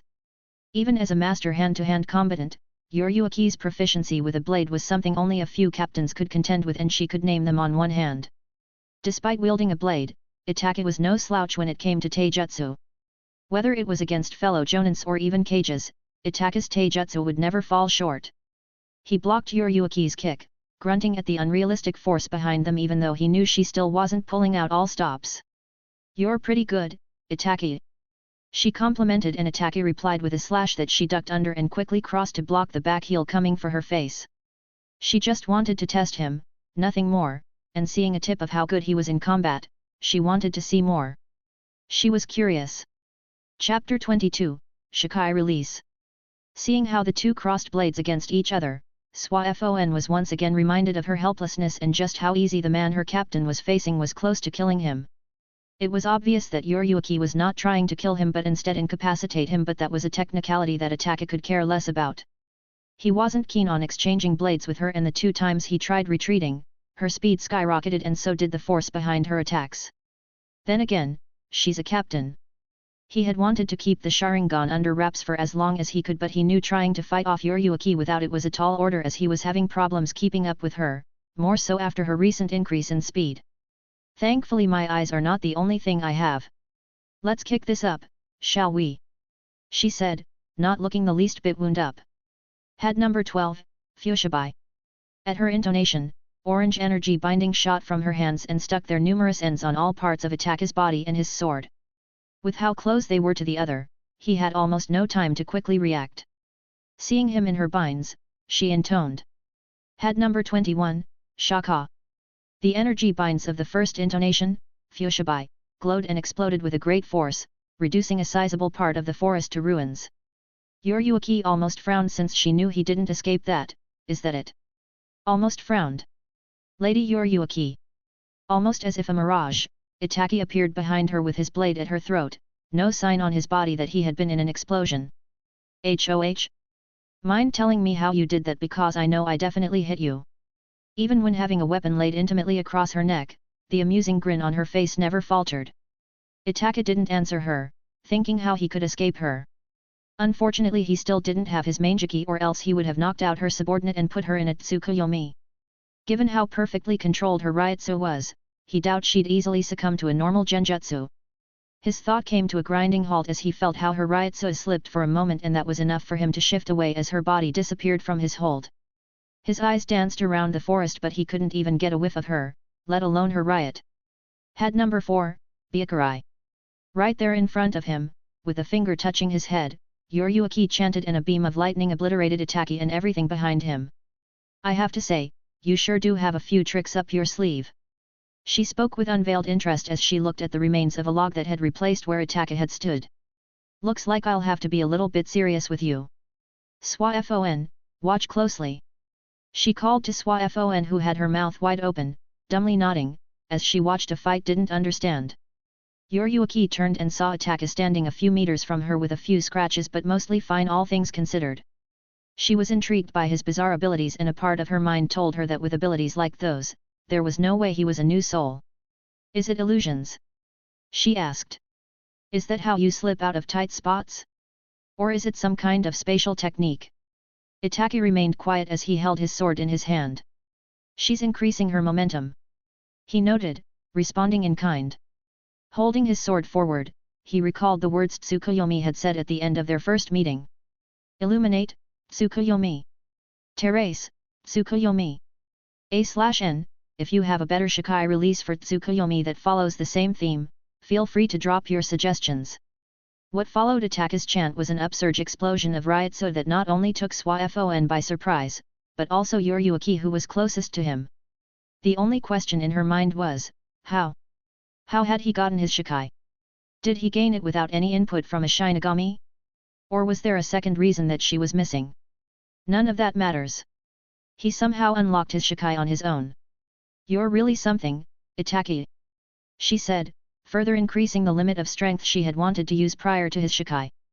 It wasn't just the Shikai, though it was a defining factor, but also his exoteric techniques and most notably his chant. So it really is illusion-based. This time around, Itachi made the first move that made Yoryuki's eyes widen as he burst into crows, and the next instant he was in her face, swinging the shortened blade of his Shikai. She dodged to the side but noticed cut strands of her hair. Wanting to press on the attack to reduce Itachi's momentum, she made to move but found out that her legs were stuck inside the ground. Hey! Her surprise became even more apparent as she saw Itachi weave some signs with his hands and sucked in a little air, but the way his Ryutsu bubbled told her that whatever was coming was not little in any way. Fire style, great fireball jutsu. Her first thought was if this was an illusion, but the bludgeoning heat and the way her instincts screamed told her otherwise. Head number 63, Rake. The two attacks, a great ball of fire and charging orb of yellow lightning, crashed into each other and exploded, resulting in a camouflage of dust and an intense heat wave that engulfed both Yoryuki and Itachi. Itachi briefly wondered why she wasn't using her Zanpakuto but quickly disregarded it, only keeping an eye out for its appearance. Flickering to Yoryuki's side, his sword slashed an arc that she nimbly dodged but not completely as she found a cut on her sleeves. 1-2 close for comfort. Being the first time Itachi was using Tsukuyomi in combat and death, he was naturally curious in seeing how well the abilities worked against an equal or stronger opponent, and a captain just so happens to be the best litmus test. Just like Yoryuki theorized, Itachi's blade, Tsukuyomi, was more of a subterfuge Zanpakuto than an attack-type Zanpakuto as it dealt with illusions around the both of them and also acted as a focus for Itachi's illusions, whether cast by Itachi or Tsukuyomi itself. Basically, it was a selective buff-type Zanpakuto.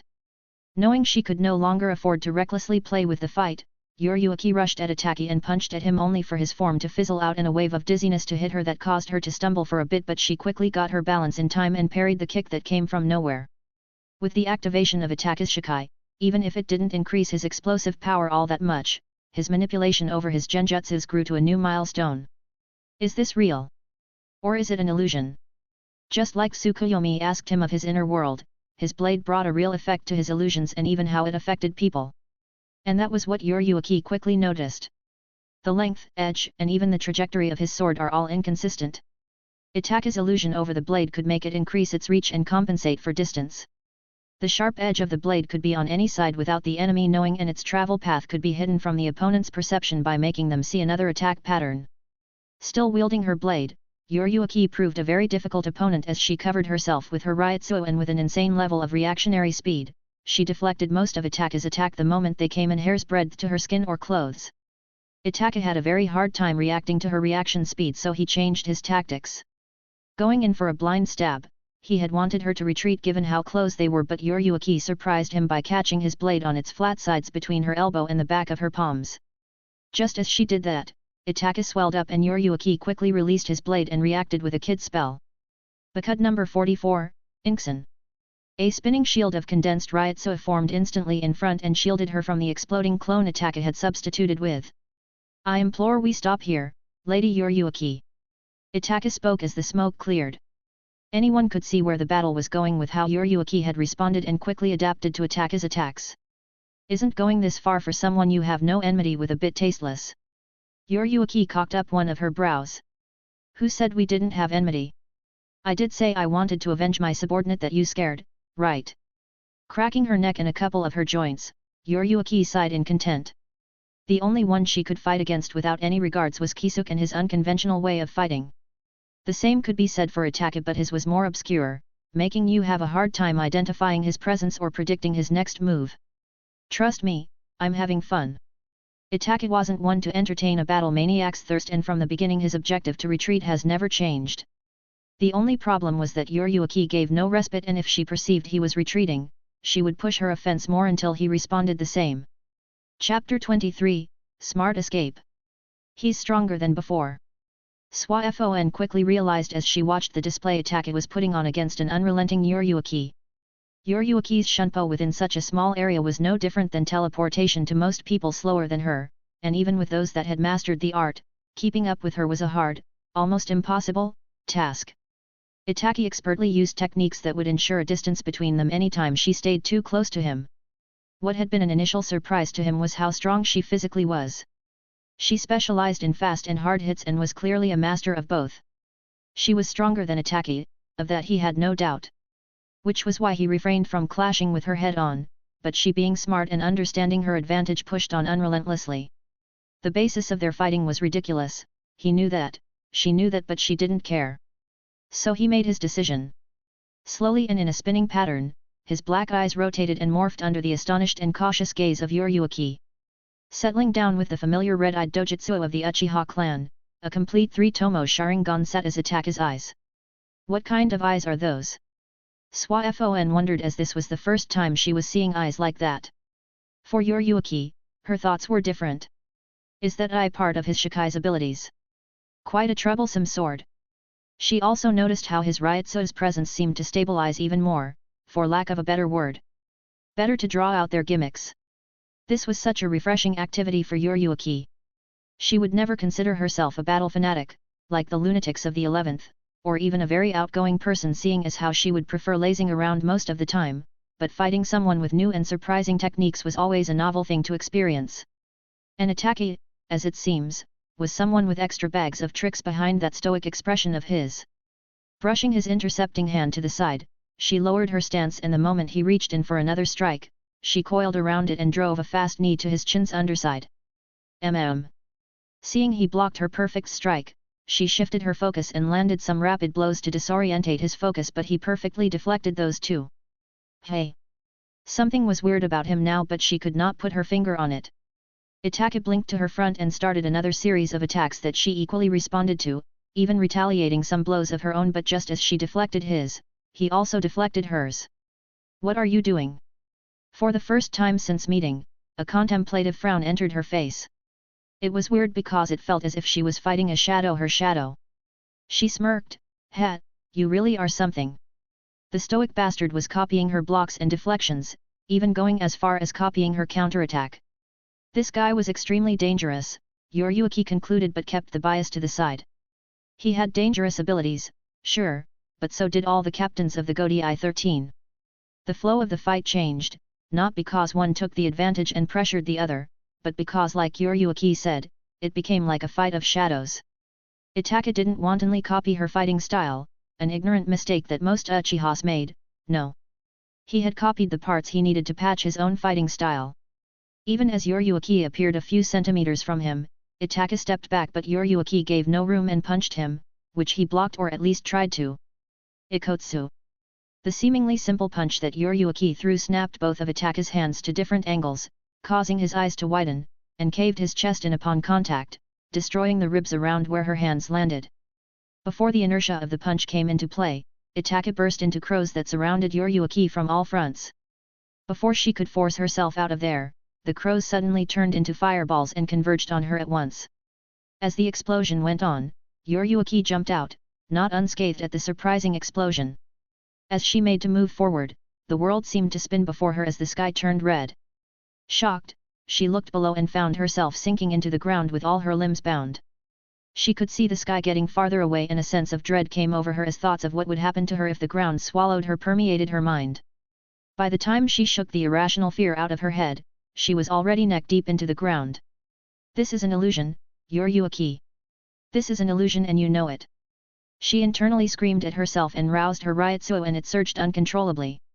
At this point, real panic started settling in, but she didn't let it take over her mind as she roused her Ryutsu again and again. This was different from any other past similar cases she's found herself in. Unlike the other instances of illusions Yoryuki had experienced, this one felt complete, like it was an illusory world made real. Arg!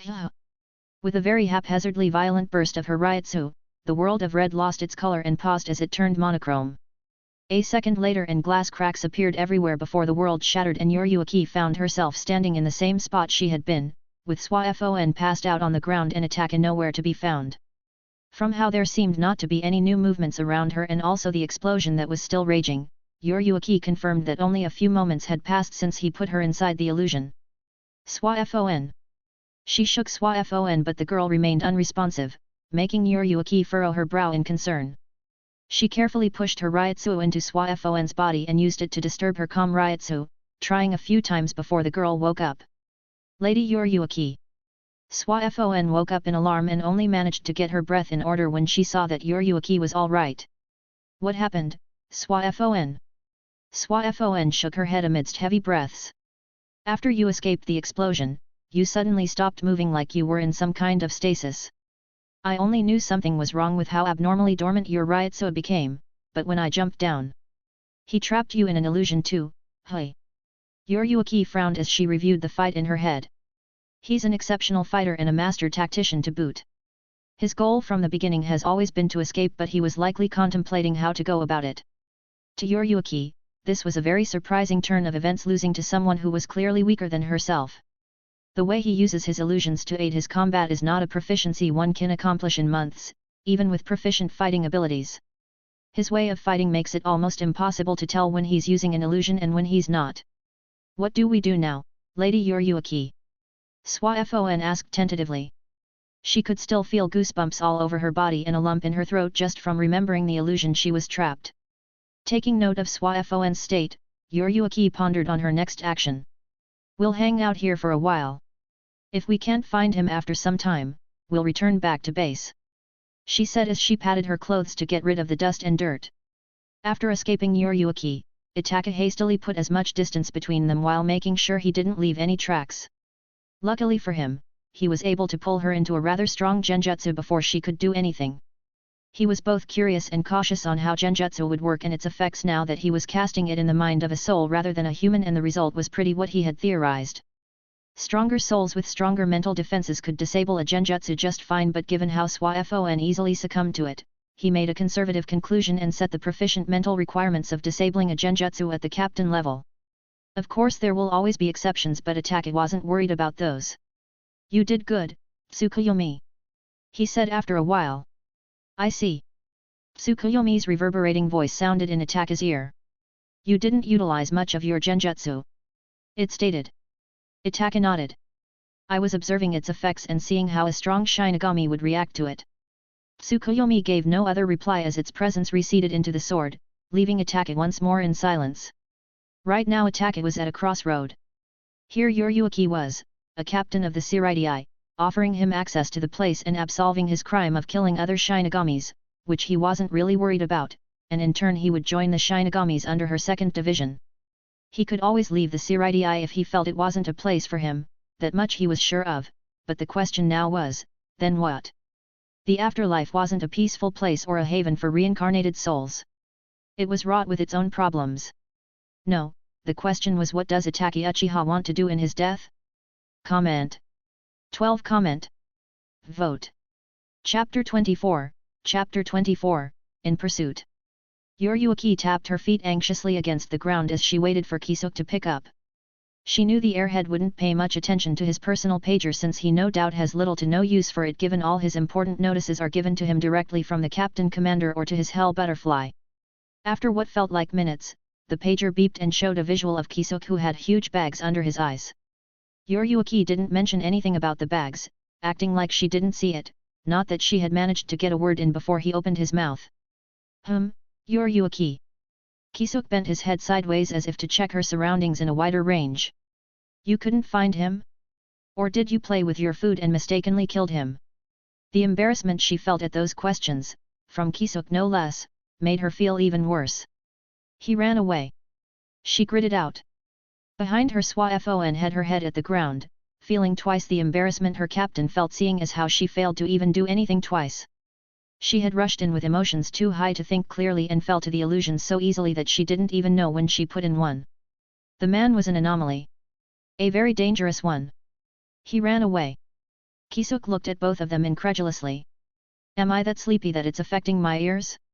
No, I don't think so. Maybe it's the signal. Or maybe. He then started mumbling incoherently to himself. Yoriyuki groaned, regretting the fact that he was not at arm's length so that she could hit him across that dome of his. He got the slip on us and bolted. A hint of seriousness slithered into Kisuk's face as Yoriyuki said that. Of course he knew how playful Yoriyuki could be sometimes, but he also knew just how difficult running away from her could be. It wasn't impossible, but was hellishly difficult. He's figured out his Shikai release, it's an illusion-based Zanpakuto. Those are very rare and generally not that strong, but tricky to deal with nonetheless. Kisuk commented. So he got the jump on you, both of you, with an illusion. Yoriyuki scratched the back of her head irritatedly. Basically. His Shikai aside, he's a very tricky one to deal with. Subterfuge, distraction, camouflage, tracking, covering his tracks, deflections. He was no doubt a very skilled warrior and assassin during his life. Now fully seated and staring directly at Yoriyuki, Kisuk's heavy eyes hidden under his front bangs were squinted at her. That's too much of a compliment, Yoriyuki. You're going to make your dear lieutenant very jealous if you continue. You. Mind your own business, damn it. Swaifon immediately lashed out, something she would never do to any other captain. In her eyes, Kisuk was just a lazy slouch, a slightly competent one, who got promoted to captain because Lady Yoriyuki brought his name up to the captain. Yoriyuki waves off their bicker and gives Kisuk a brief narration of what happened during her fight with Itachi. That's interesting. His eyes aside, these exoteric kid spells you mentioned he did have already piqued my interest. Want me to come over? He scratched his stubble, eyes almost gleaming at the prospect of learning new kid spells. I agree with you that all those techniques couldn't have possibly been his Shikai abilities, but from what I understand from what you've told me, his illusions would be a problem. Yes. I have no idea when it affected me or its activation requirements. Being caught off guard by it again could prove fatal. Normally, she never would have called Kisuk for a help on a mission she could easily handle, but those illusions were tricky. Even with her Ryutsu control, it was hard for her to track Itachi's sword movements. I think there are some information about illusion-type Zanpakuts in the archives. I'll call you if I find something useful. He said, pondering over the few options he had. I guess I'll be pushing my sleep back. I should have Hiri clean up my office. He kept mumbling even as the intermission was cut off from Yoryuki's side. Lady Yoryuki? Wouldn't it be wiser to just knock him out quickly and take him with us back to base? With her speed that topped Itachi's, knocking him out quickly before his illusion takes effect was easy for Yoryuki, but she didn't. Why? Taking him back to the Soul Society forcefully will do neither of us any good. She knew people like Itachi. Trying to force him to serve under her was akin to spreading nails in her backyard and expecting never to step on one. Still, the question remained, why did Yoryuki even care about recruiting Itachi? For talent? She's never fought for any of the geniuses that graduated from the Shin Academy. Not even making an effort to recruit the ones proficient with her division. Uniqueness? That was even more untrue. Yoryuki, as an extremely carefree person, very much preferred the mundane and dull settings in places and people than any level of uniqueness they might have. No matter how hard Swaifon thought on it, all she could speculate on Yoryuki's reasons were blanks. She could ask, quite easily, but she refrained from doing so.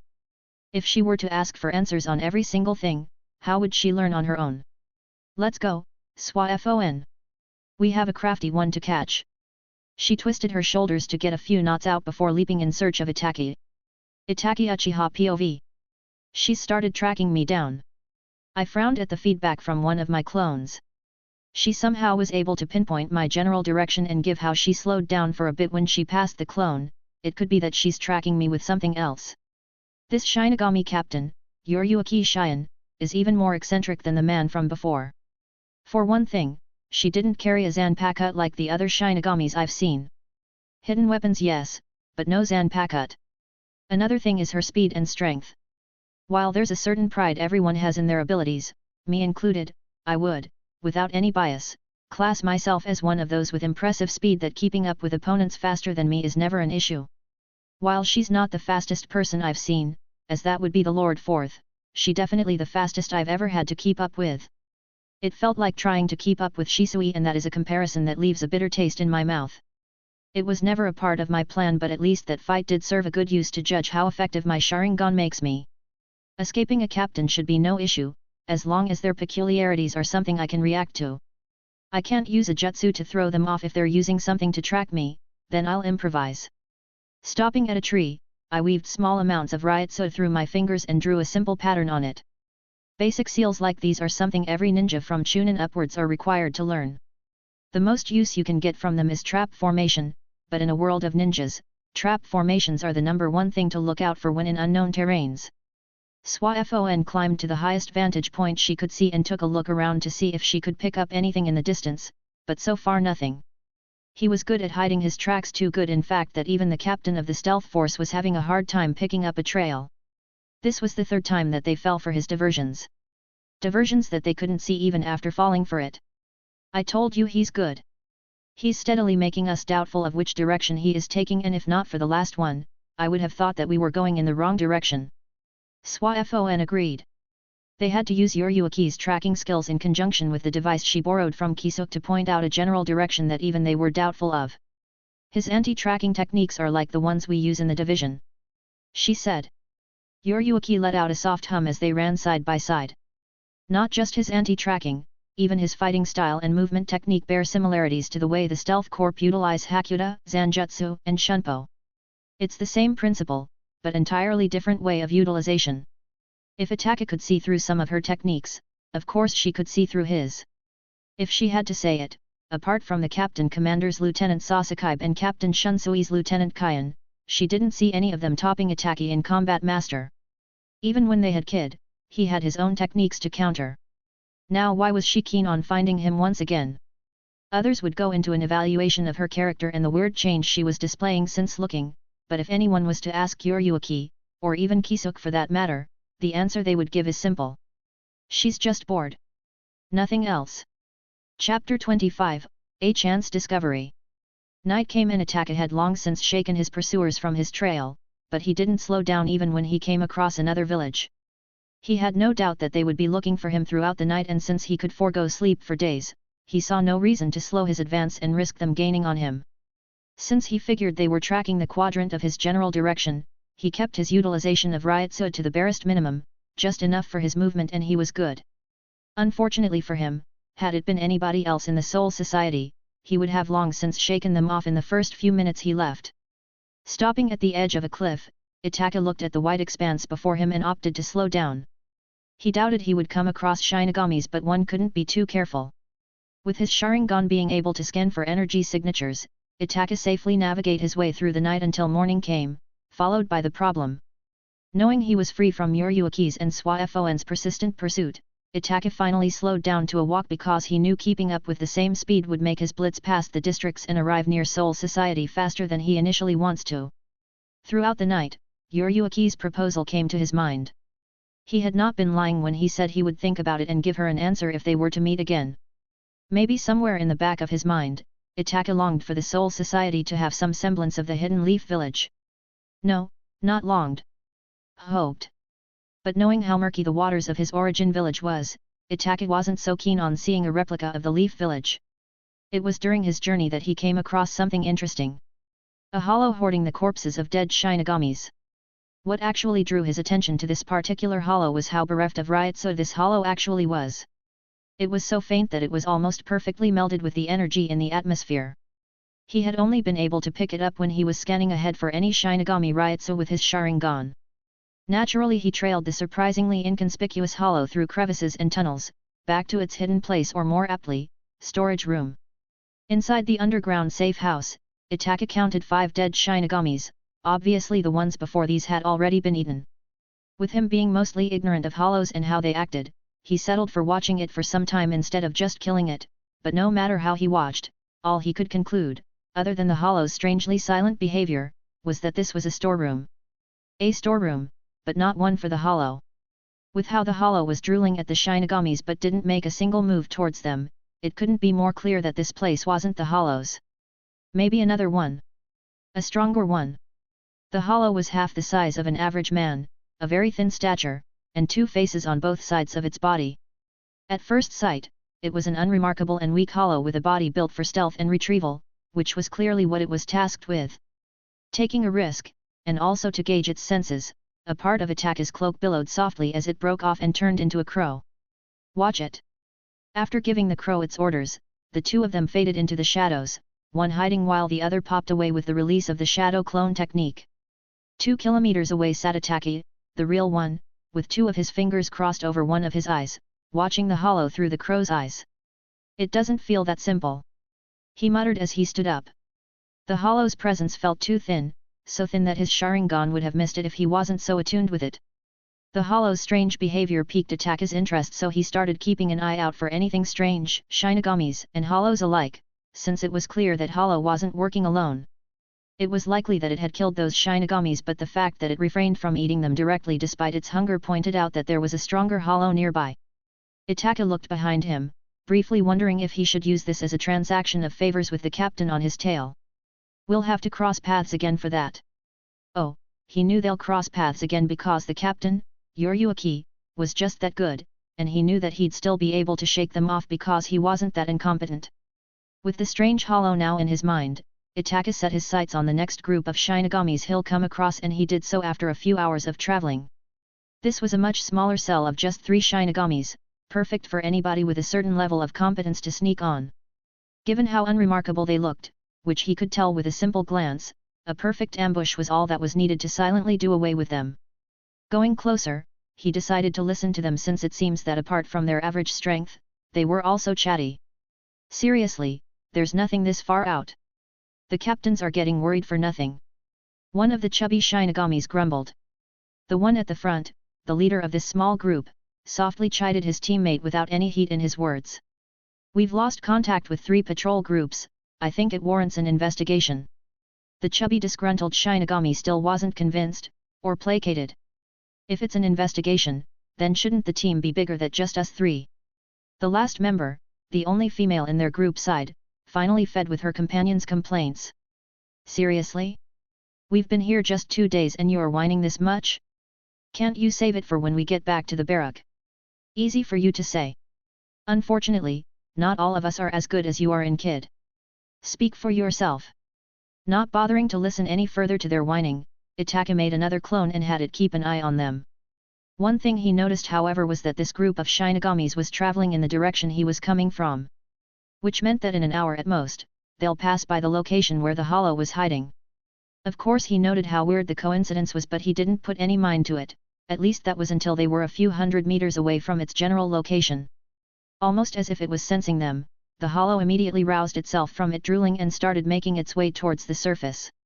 From the eyes of the crow keeping tabs on the hollow, Itachi knew that there was no precursor indication that should have alerted it of the presence of the approaching Shinigami. Interesting. He said to himself, hiding away from both parties while keeping a close eye on them. By the time the hollows made its way to the surface, the Shinigamis were just a few feet away from where it'll pop out, yet they couldn't sense its presence. Seeing the hollow hiding its thin body between the crevice of 2 rocks, so close to the Shinigamis, Itachi watched closely how it would attempt to kill them, though he had no thoughts of letting them die. He reasoned he could use the favor of keeping them alive to get Lady Yuryuki to answer a few of his questions, and also gauge the captain's stance on the value of the life of her Shinigami comrades. Toxins. He noted as he saw the tips of the hollow's fingers glistening as it started secreting little amounts of liquid. Slowly, he focused his gaze on the leader of the group and as if reacting to his gaze, the leader, just a feet away from the hiding hollow, abruptly turned around as he felt goosebumps on his skin. 2 pairs of eyes met in silence. Seeing it had been found out, the hollow pounced on the stunned man, only for it to dodge a sword swing aimed at its waist. Hollow. The man finally got his voice back and screamed even though his companions were already aware. We can see that, idiot. The chubby man shouted out in panic at the man he just narrowly saved. How he could react that fast, he had no idea. Unfortunately for them, the last woman in their cell remained unresponsive, not moving or talking despite what they were facing. Hey, bitch mov! Their eyes widened in horror as they saw her standing frozen with her eyes staring down at what they were all staring at. A needle piercing into her chest. Its attack wasn't just at the first man, they understood. It had tried taking out 2 people at once upon its presence being discovered. Unfortunately they all missed the detached finger that shot at their last companion who was now paralyzed on her feet and having a hard time breathing. Thanks for listening.